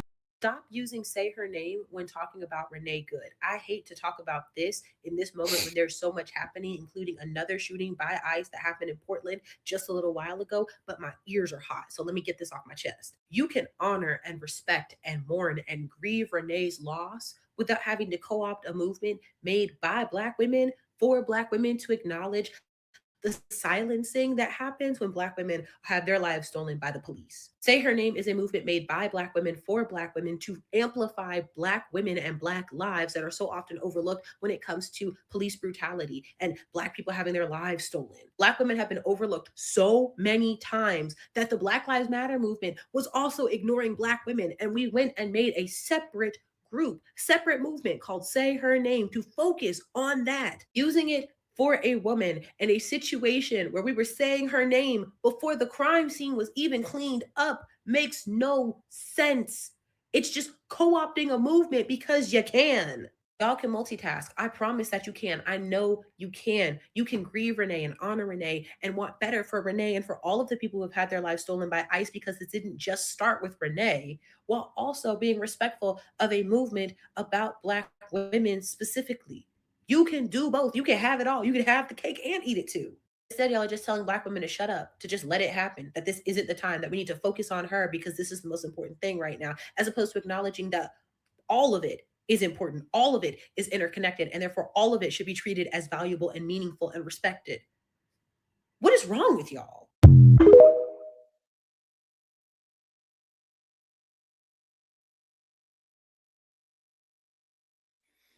Once again, the Black community isn't really following the playbook like they normally would. I'm going to drop the link to the panel in just a minute, y'all. Hit that like button. Appreciate the panel donations, y'all. The panel will be open in a second. Please support the panel, y'all. Only irritated with her because I wish people would stop trying to be vigilante. If the other side want to talk about America having white privilege, it's these motherfuckers with white privilege. White liberals are a cancer to fucking America. Black women only follow along because they've been told that they're a victim all their fucking life, so they don't got no brain on that side. They just go along with what the white woman say. You're a victim. They did this to you. They owe you this, when the whole time they want to use Black people to steal. Let's talk about it. Civil rights is a way for the demon rats to fucking steal. And her wife should be charged with murder. Yes, I said it. You don't tell your wife to drive off in a situation that's highly intense like that. Where was the logical person in this situation? Calm down, baby. Let's just chill out. Her wife was sitting out there recording, talking shit to the cops, telling them that they need to go buy them some lunch. And when they come back, they still gonna have the same motherfucking license plate. And then as soon as the ICE officer said, get the fuck out the car, that's when the bitch tried her best to get in the car. And all in the while telling her wife to drive off. Now I see why you were scared. Because you started some shit, you provoked those officers until they got to a point to do something about y'all bullshit, and now y'all want to flee. Talking about you scared. Scared of what? Those are liberal tears. That's what you call when a white liberal woman, call the police on you and start crying so they can do that empathy shit on the police officers because they gonna take their side every single time. That's what the fuck y'all did. They can't fuck with black people no more, so they doing it to each other. The Karens doing it to each other now. Where's the racism? If she was black, y'all would have been screaming racism. Just be thinking how much the white liberals would be pushing racism if she was a black woman. They would eat this shit up. And they would use everything that they could to gain votes off of this situation. So while black people on the demon rat side talking about white Americans are getting everything, it's these white liberal bitches. They're the white Americans you're mad at. The people that's your enemy is the ones on y'all team. Liberal white women. They still mad they had to let their slaves go. Oops. They just modernized it to hold on to their slaves by making their slaves victims to a system they created.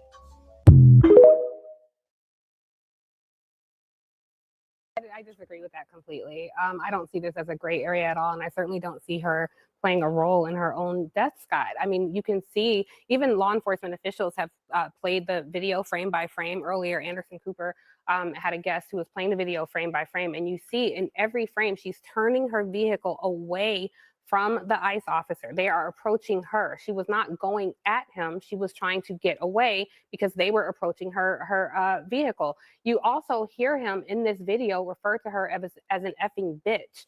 None of this seems like someone who should be in a position of filming her on his phone. He is the officer. He is the one with the weapon. He has all the power in this situation. Regardless if she's a protester or not, you were saying those things almost as if it justifies her being shot by him. That's just not true. Since Trump's second term, there have been 16 shootings involving ICE agents. 4 of those have resulted in death, including Good. Other times, there have been 14 incidents where ICE agents have pulled a weapon. Another 14 episodes where ICE agents have used a weapon that wasn't lethal, like pepper balls and rubber balls, rather, pepper spray. This is not okay. This is not normal behavior. And I think if we pretend that there's a middle ground here, we don't have to come to the middle. Actually, we could just use our eyes and ears and look at what we saw. There was nothing confusing about that video. She's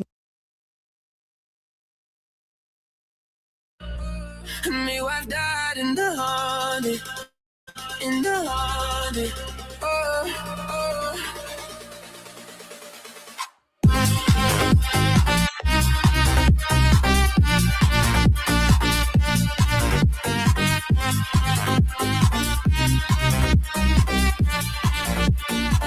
Me wife died in the honey, and I'm sorry, sorry, not sorry. Yeah. Now she's gone, yeah.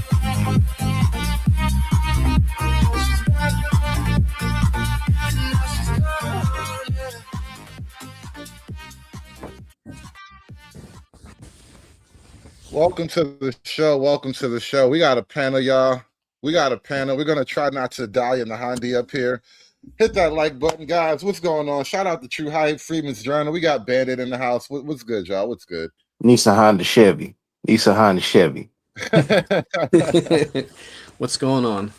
Yo. Oh, man. So, any thoughts real quick? I got a couple more videos I want to pull up because, you know, Black folk just we are double-minded about this whole thing. We're just not lock and step like we used to be. Hey, in the last video you was playing, man, is she wearing the Malcolm X joint? Looking out the blinds? Is she really doing that? My whole thing is, why does she look like like Tony Hawk Pro Skater? I don't understand. Oh man. Well, I mean, I don't know, man. Like maybe they get their style, man, from like like teenage boys, and they just like that's what they rock with. I don't know. She do like a creative player though. She looked like a creative player. That's awesome. I gotta use that. That is awesome. Well, I'm gonna run this real quick. Okay, baby, let me give you the quick and dirty. You ready? Okay. Number one, reality is subjective. Reality is subjective now. We are not all sharing the same reality. Reality is subjective now. 2, laws do not matter to anyone inside of MAGA. So if you are MAGA, the law does not apply to you. But if you are not MAGA, the law absolutely applies to you. And it does not apply to you in the same equal standard that it applies to everybody. Because again, reality is subjective. 3, there is nothing you can do. There's nothing you can do about it. The time to do something about it was November 2024. The only option we have at this juncture is that you make sure Republicans no longer hold the majority in the House and the Senate November of this year. That is your only option, because reality is subjective. We are not all living in the same world, and MAGA has different rules than the rest of us.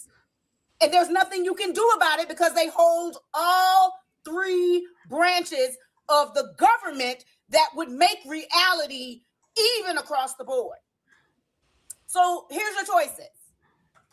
Vote these Republicans out of majority in the House and the Senate, or move from America, because this is what we are now, baby. I'm sorry. Look, black people tried to tell y'all all through 2024. You didn't want to listen. The time to do something was then. Now it's too late. The only recourse you have, the only free, legal, no bloodshed way to fix this shit is to vote them out of the majority. You know why?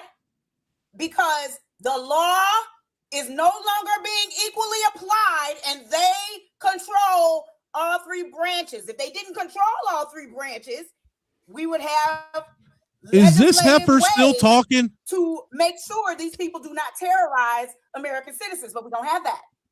Apparently, No, we don't have that. And Donald J. Trump is gonna kill you.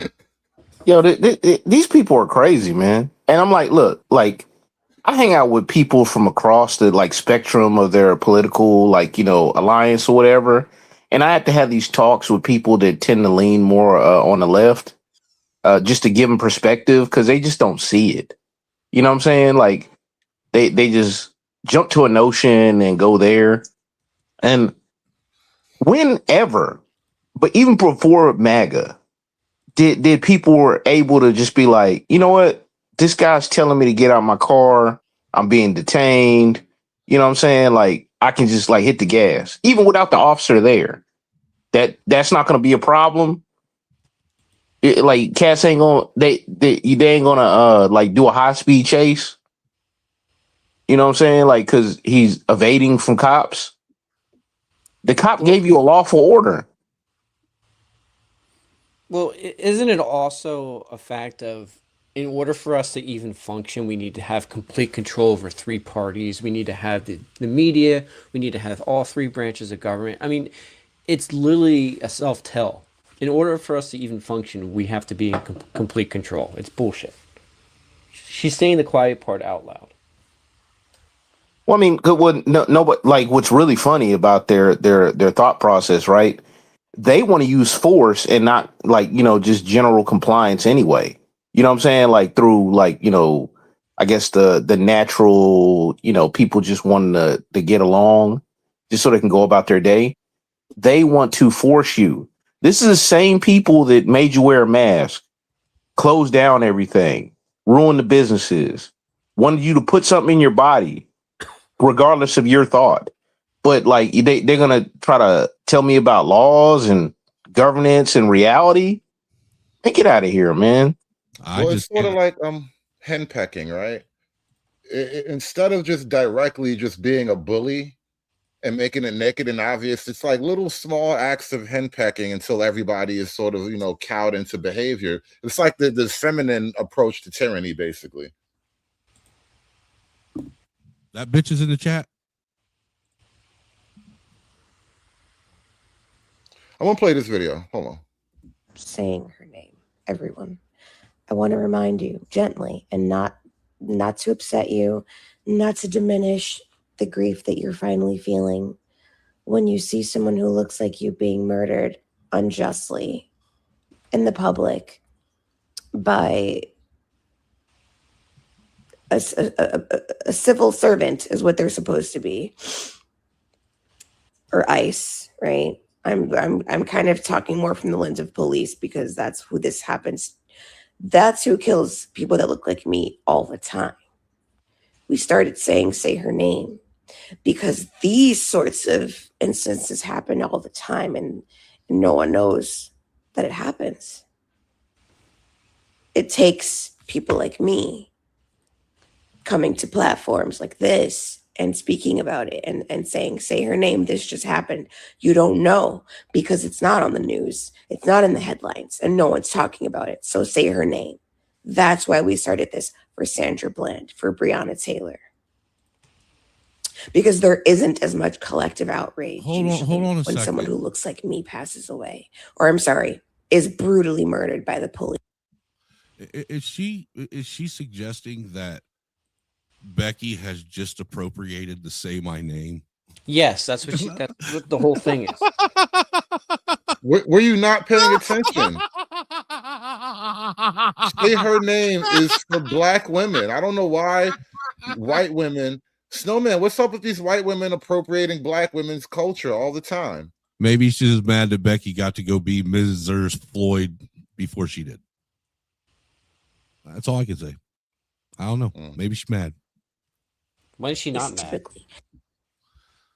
You said she's mad? Oh, yeah. well. She's always the black woman's always got to be mad at the white woman for something. Hoes mad, hoes mad, hoes mad, hoes mad, hoes mad, hoes mad. This is about targeting women of color in the United States of America. Don't tell me because I didn't get a single apology. Time has expired. My life was threatened. Thank you. Hoes mad, hoes mad, hoes mad, hoes mad, hoes mad, hoes mad, hoes mad. You know, honestly, Hood, I thought the black people were going to learn from how the Charlie Kirk thing kind of backfired on them and keep their nose out of this one. It was looking good for a minute, for about a whole day and a half.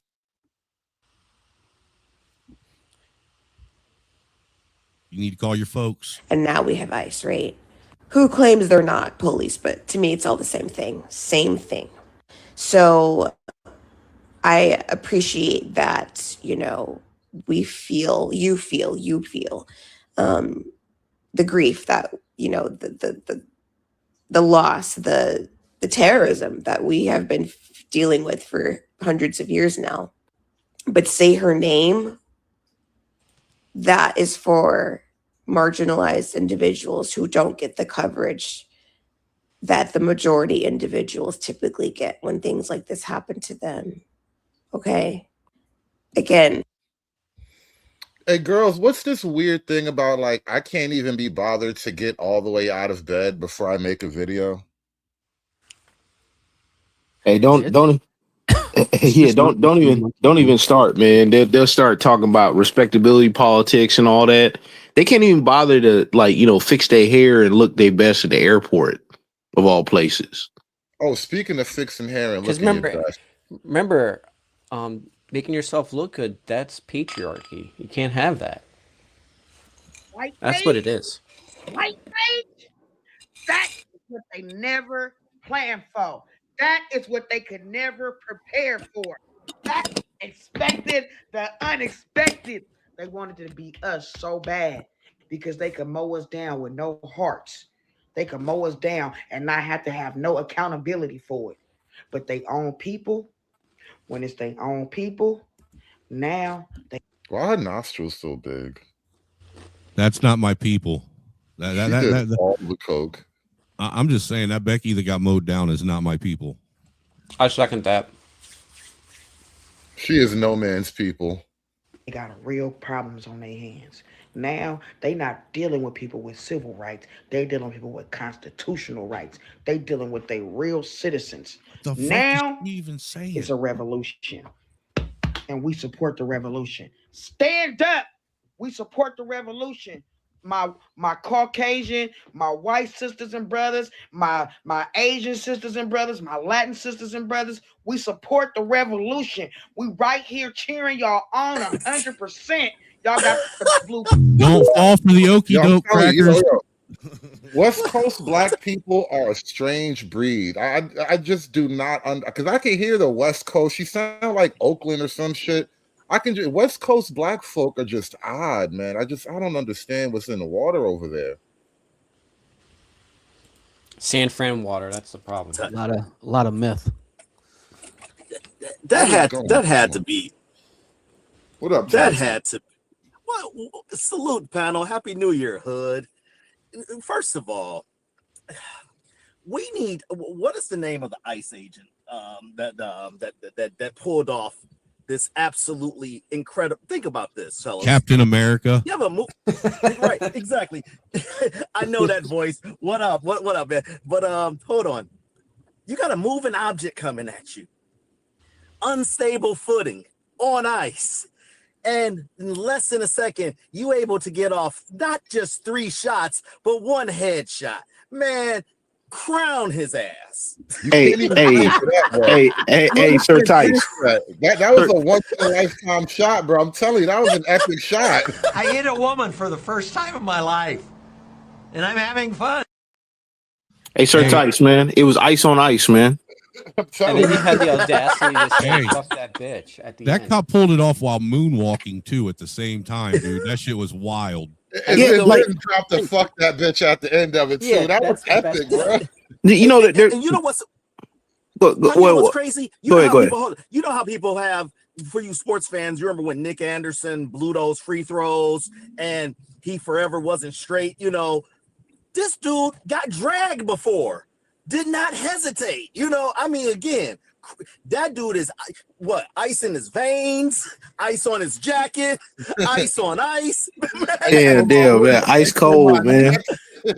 He's the epitome of the white man's ice is colder, man. That's what Oh man. Hey, yo, you know what's wild, man? There's so many factors, right? I didn't think about it till you said it, about the being on ice.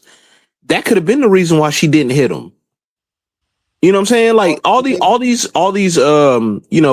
people that are talking about physics and all this other stuff and car trajectories and gas and how the car operates. Nobody is factoring in all these different things. I'm pretty sure that chick ain't no stunt driver. You know what I'm saying? So, you know, she hits the gas or whatever. She could mean not to hit him. Hey, hold on. Who are you to question what she identifies as? She might identify as a stunt driver, sir. I mean, she could, but I mean, obviously she probably was not very good if that's the case. That's insensitive of you. You know, it's too early, man. Don't you know? Either way, you know. But I mean, yo, you can not mean to do something and still do something, and then you talking about like inches to determine if this person is going to hit you or not. And you got to make that split second decision. And he's been dragged 6 months ago for like what, 300 feet, something like that. I mean, hey, that cop might not have been aiming. That cop might not have meant to hit her in the head. She just jerked the wheel at just the right time. Right. She could have just, anything could have happened. Like all kind of little things had to go together to make that moment happen like that. But that's how life is, man. In a split second, you go from she, her to was, were. I mean, like, wow. It's really like, it really does happen that way, though. Like, just think about it. Like bam, just bam, dead. You know what I mean? But you know what's crazy? You guys remember the mostly peaceful protester guy? This is literally him. And another peaceful protester meme.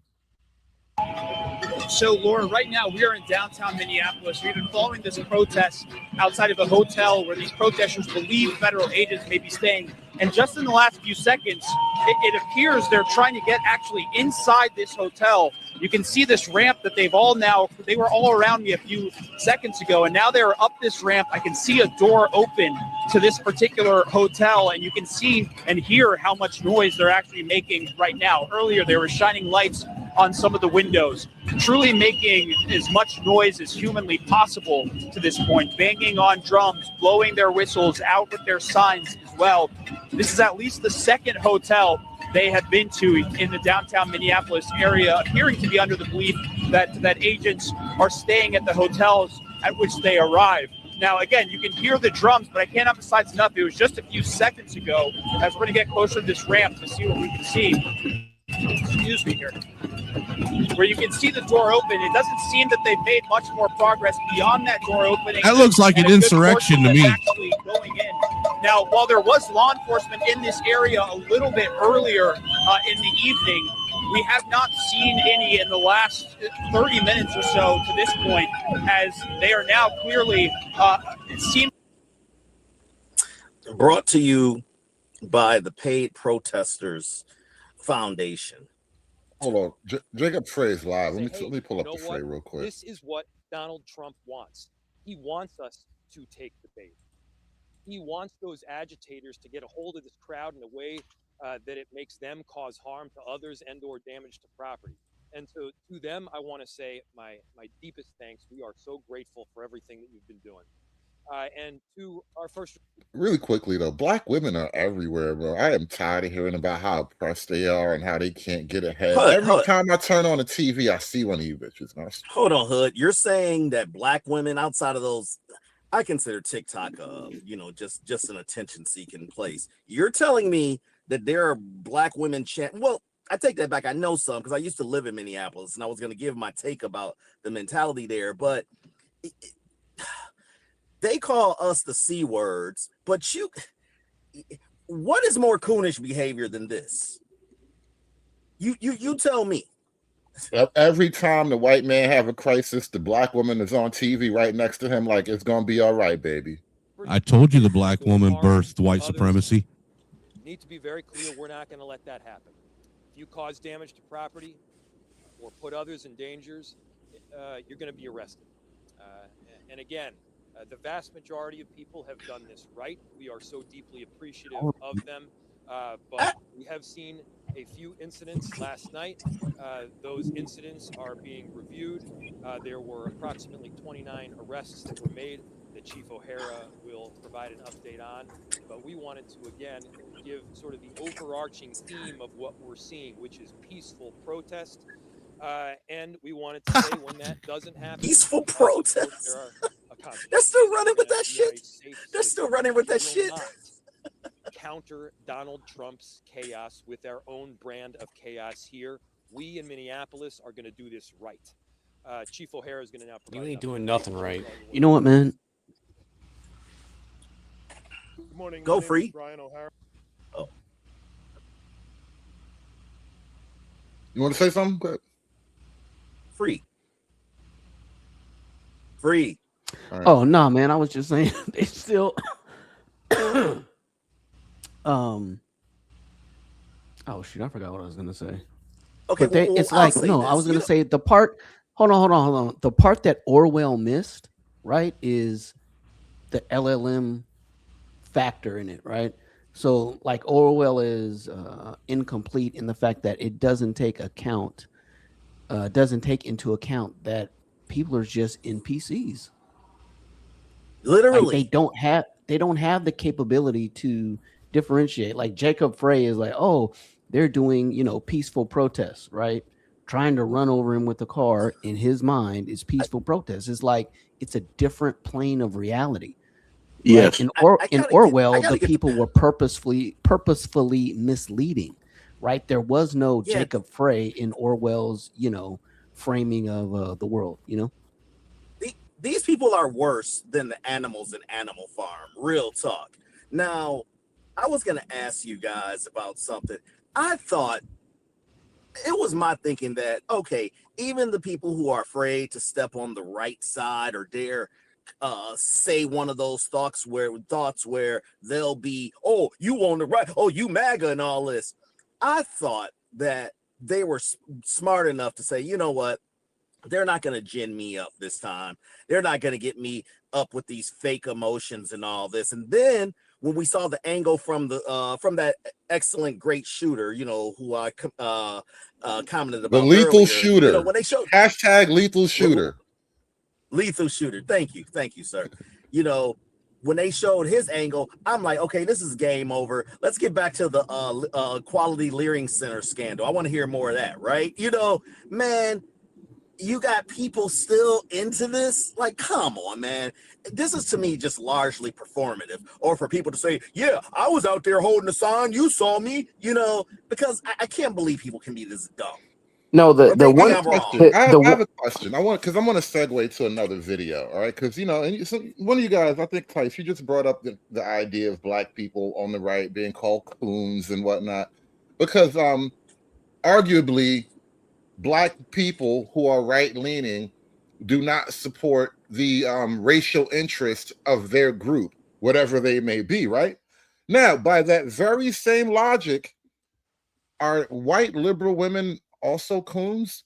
The biggest coons of them all, even? You're having a good day? You're having a good day.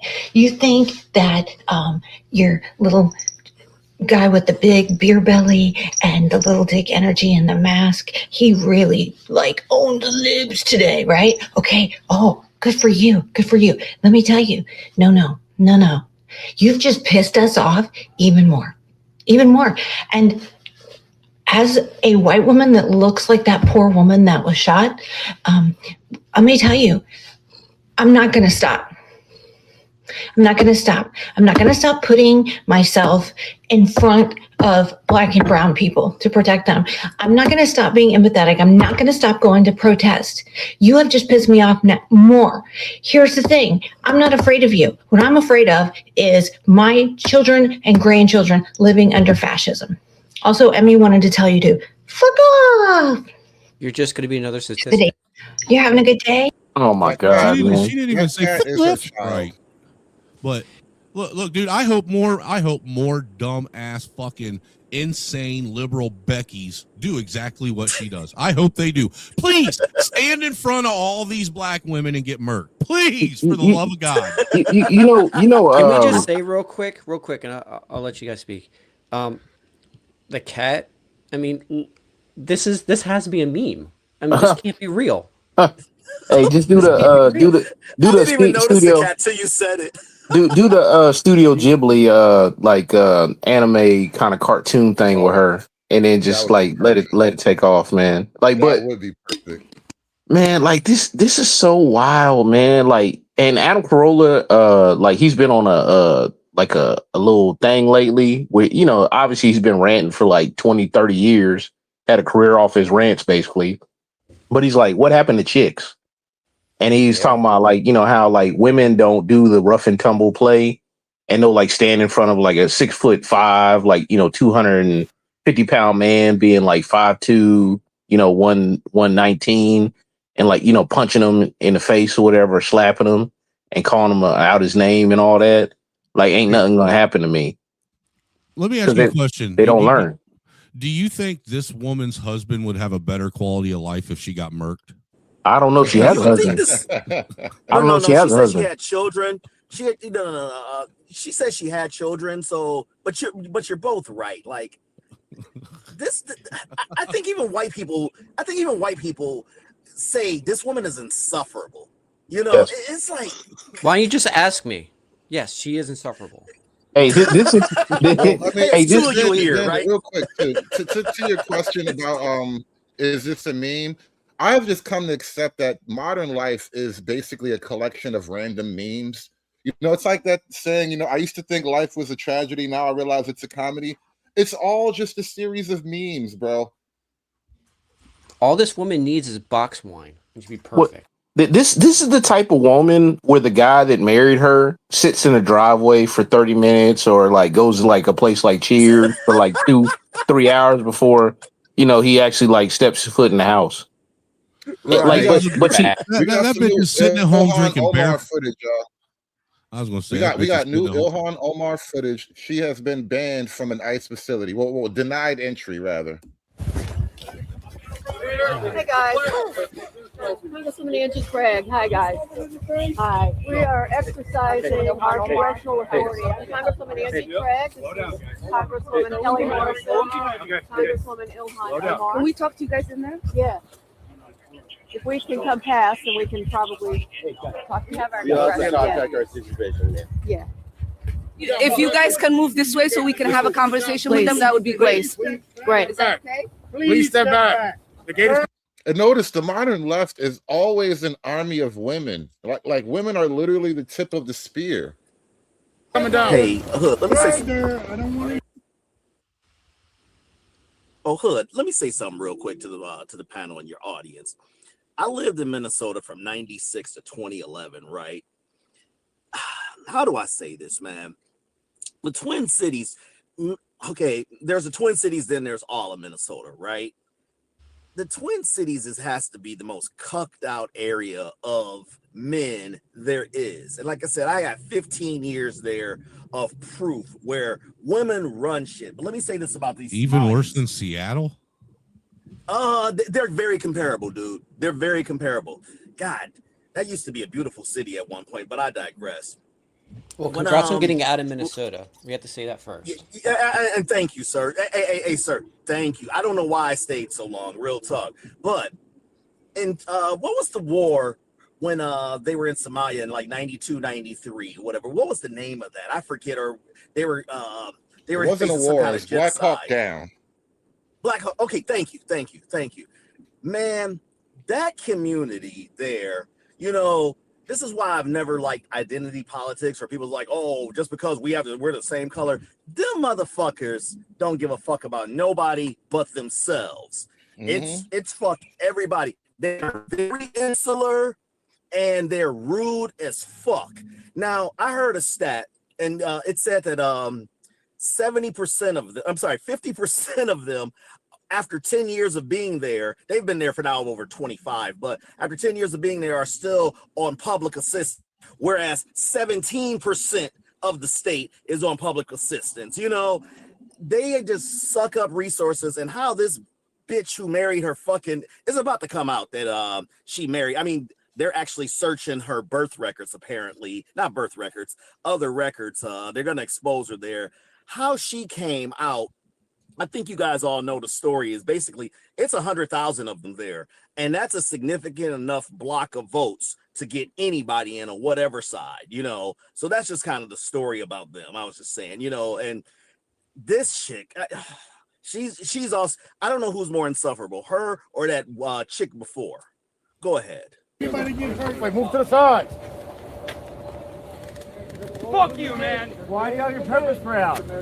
Why do you have your pepper spray out, officer? What's the danger?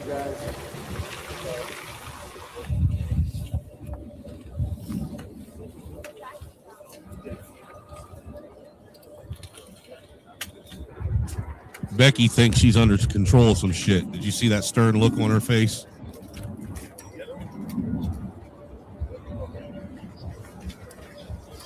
Standing up to all these tough men. You know, being that shield for Keisha, man. Being that Keisha shield.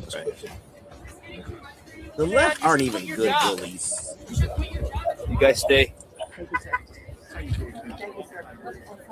Yeah, they can go because they have credentials. The rest of you fucks can stay. Like she was really gonna do something if she got admitted. I mean, And Megan from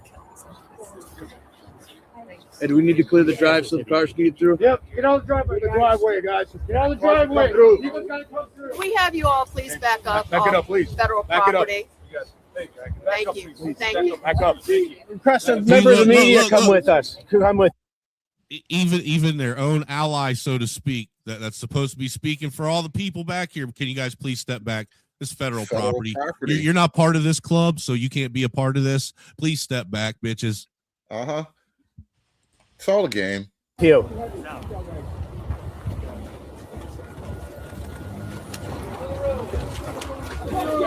That includes back up to the back of the road.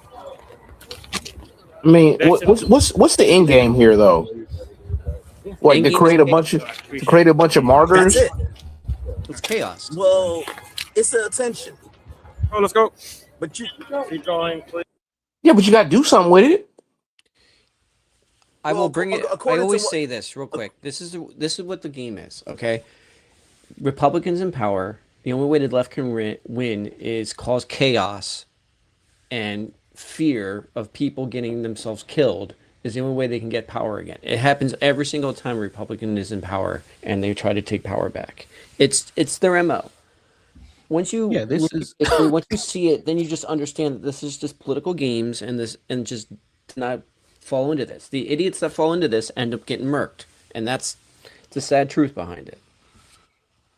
Bro, Well, that's what if you look, that's what they want. Think about this for a second. You don't see any of these quote unquote leaders of the communities, you know, the mayors, the police chiefs, even any of the senators or anybody talking about how they're going to go out on the streets and protest and rally. They want them to go out and protest and rally for them. Please go out there and be cannon fodder for us because we know you're stupid enough to do it. Please go out there and get murked so we can continue to push our agenda because we know you're dumb enough to believe it. That's what it is. Right. I was gonna say, and they're willingly doing it. That's the crazy. Like, hey, I'm gonna jump in the fire because that's what we're supposed to. It's insane. The word you're looking for is lemmings. That's what they are. Right. Boom, I mean, boom. it's funny that you never see any of you don't see Ilhan Omar or any of these. You didn't see Tampon Tim out there with the protesters say anything. It's always nice and quiet behind closed doors where nobody can get to them. Nah, we're proud of all you guys out there peacefully tearing shit up. Hold on, guys, hold on. I hear the police are crying now. I'm gonna play this video. I want to speak for just a moment specifically to my Latino community.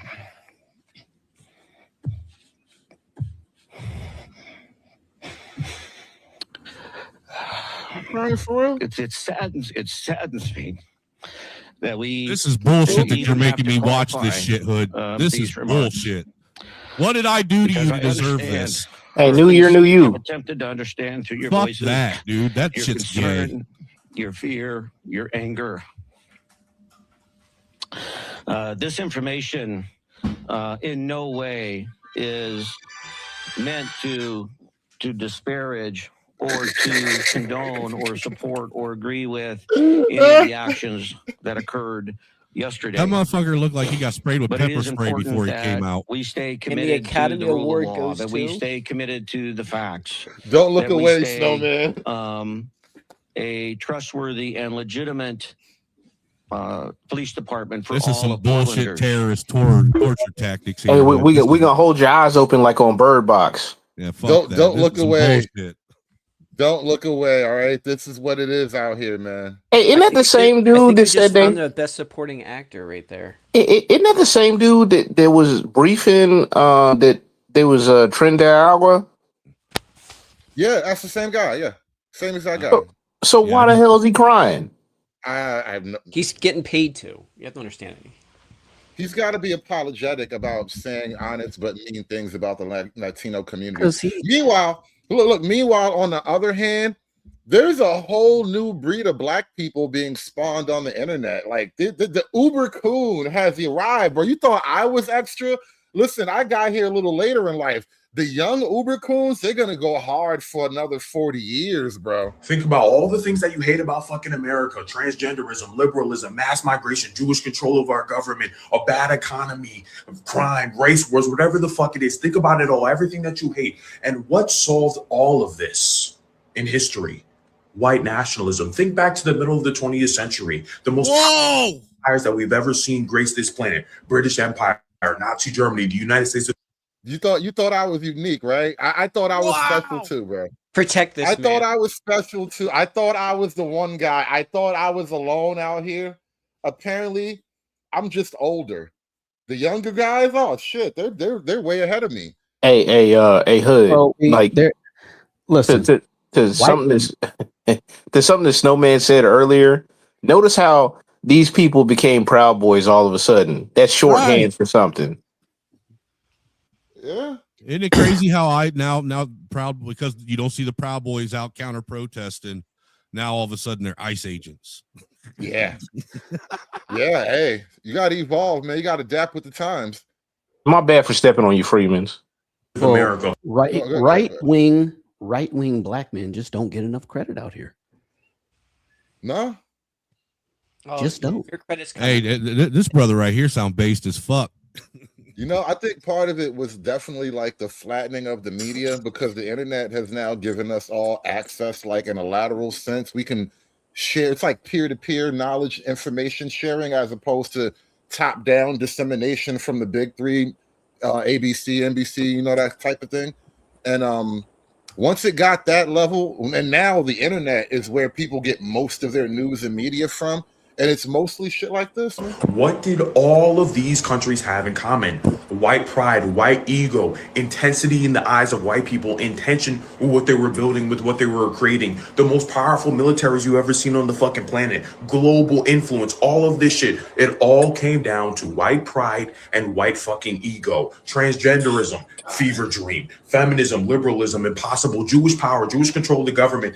Gotten rid of it completely. Mass migration, can't even think about it. Somalians, what the fuck? Not even a fucking question or a debate. All of these things were fucking gone. Prosperity reigned, economy great, families together. Jesus Christ, for the most part, was at the center of all of this shit. When white pride, white ego, and white nationalism was fucking on top. So what does this mean for me and you? It means that if you want a better America, if you want a powerful America, if you want a prosperous America, then what you're fucking asking for is white nationalism. And the sooner that you accept that fact and get behind that fact, then we're going to have the America we want in an instant. Can we get this man a clan robe? Stat. He needs a clan robe. I feel like he's now. watching my videos, man. Like, Hey, I feel like the, my work let me has speak on finally this. reached the youth.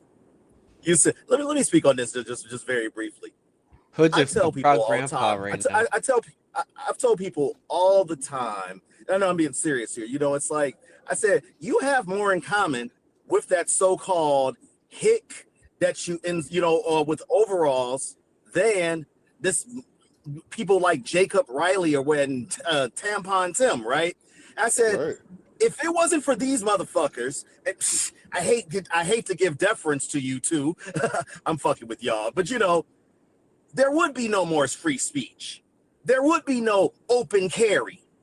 There would be none of this, you know, none of these things that we hold sacred right now that allows even the left to use. You know what I'm saying? Well, Let me say one more thing, right? Most Go people ahead. would have capitulated. Well, we don't need, it's not the old West. We don't need guns anymore. You know, we have police, you know, and it's like, shut the hell up. You know, Wait, what's the old parable, whatever? You know, the trees would vote the axes because they were made of wood. It's one of those things, this slow creep through your society, like just to pull down your rights or whatever and slowly enslave you. It's like one of those kind of things. I mean, I don't think, I'm sorry for you guys that have kids. I don't think we're gonna have a nice little run here, and then somehow in the 2030s it'll get flipped. Somehow, man. You know, these communists play the long game. Yeah, I And don't know about that, Sir Tice. I don't know about that. Like, for the simple fact that the kids have been sitting back and you can't even teabag somebody on Call of Duty anymore, man. You know what I'm saying? Like, they took that away from us, man. Remember what they took from you. Hello, I got one last video I want to get through. I got to get out of here in a minute. Hey, man, I ain't saying he right for popping the bitch, but I would have popped the bitch too. Cause what do you mean you're gonna hit me with a car, and I'm supposed to just sit there and take it? After all the fucking different angles that came out, they finally released his body cam footage, and that nigga got hit with a car, so he popped the bitch. Like I said, I would have popped the bitch too. Everybody talk about some, oh, she was a mother. Well, the bitch obviously ain't give a damn enough about her kids to be at home taking care of them. That's what I said. Blocking these federal agents. Like, this the thing I don't understand. You playing with niggas who got the right to blow your ass off, then you give them a reason to blow your ass off. The nigga finna get off on this easy. Nigga, this self-defense. Bro, if they tell you to get out the car, turn around and bounce that ass, bitch, you better do it. If these folks gave you a lawful command and you disobey it, nigga, it's raps. You going to jail. They said, get out the car. Bitch ain't get out. She bagged back, turned the car, hit the nigga. He shot the bitch 3 times. Then she swerved off. The bitch swerved while she was getting shot. But nah, gang.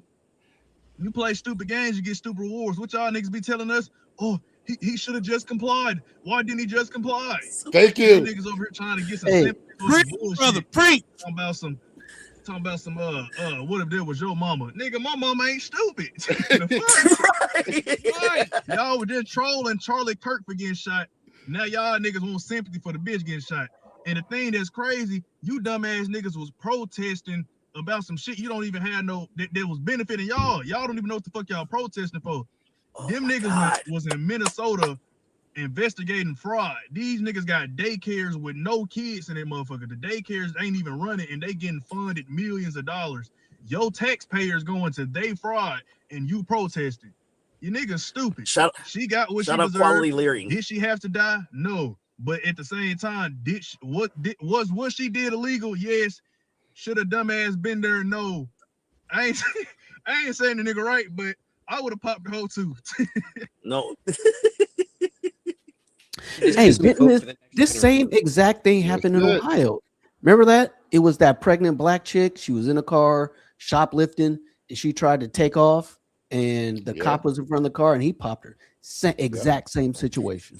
Listen, these people don't know what the fuck when I think it was Free who called them NPCs. Do y'all remember a couple years ago it was these two chicks about the fight and then one of them had a knife and the cop nailed her. Yeah. Y'all remember that? LeBron James had to take down that tweet. Stroke. That was crazy work. Yeah, and you had people, because I heard someone say this in a comment section on Facebook. They said he didn't have to shoot her in the head. Why did he shoot her at the leg? And I'm like, oh my god. Because shooting them in the leg is going to stop the downward stroke and force that the person's applying. But did you guys watch through the front of the car? Did you guys watch this Steven Crowder video where he reenacts the whole thing? Which thing? Which one? He put himself in front of the car where the cop was, had his producer in a car and did the whole thing. The fact that he pulled 3 shots off in 0.7 seconds, one being a headshot. I mean, this guy plays Call of Duty. There's no way. That's a really tight split. That's a really tight split. No, listen, I already commended him for that. But by the way, you guys keep saying he was hit by the car. No, it was a refrigerator door while he was grabbing the eggs, gentlemen. Get it right. Hey, seriously though.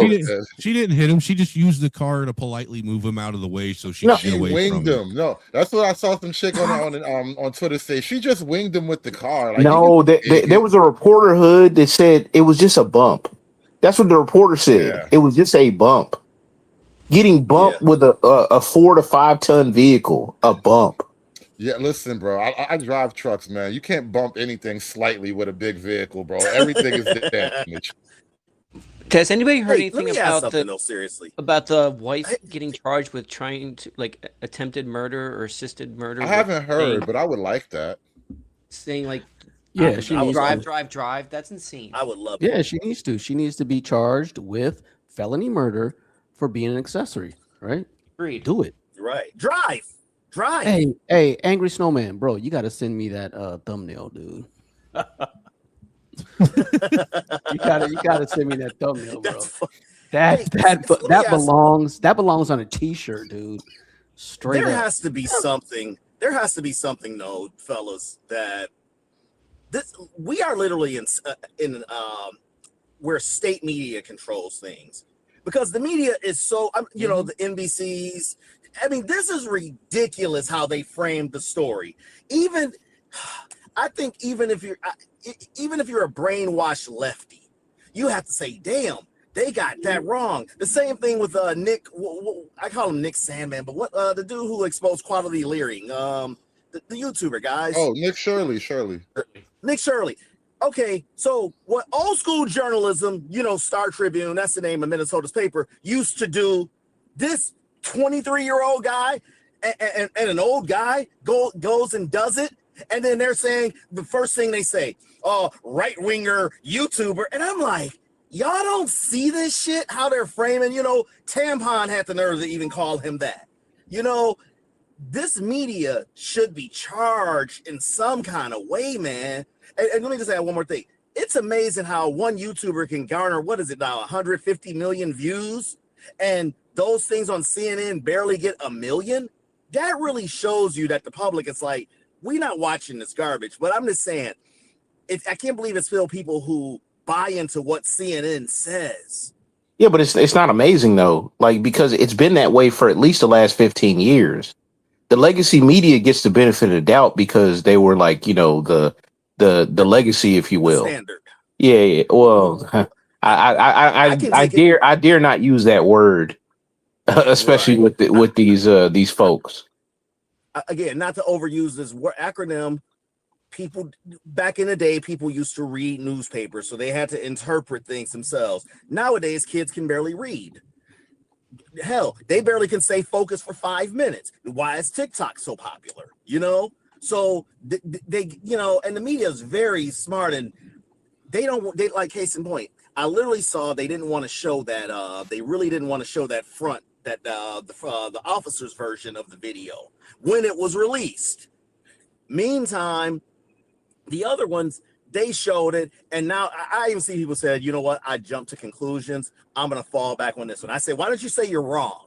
But I said, but I'll take that as an answer. But go ahead. You know, it changed. It changed though, right?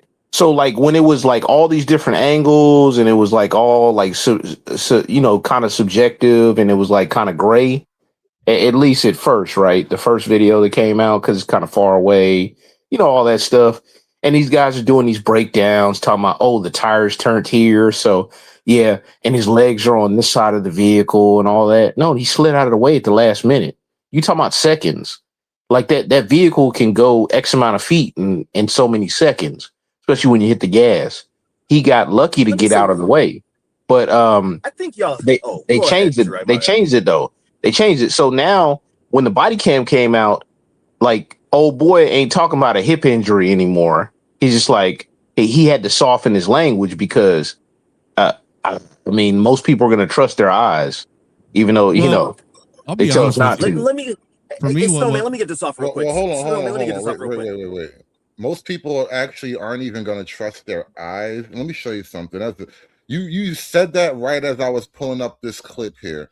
Most people are going to trust what they he was know. hit by the car, correct? Well, we don't know. We don't know if the camera. No, we don't know if the camera hit the car. He was hit by the car. We don't know if the camera was hit by the car in his hand. We don't know that. Was hit by the car. The camera? Oh my God! You see what I mean?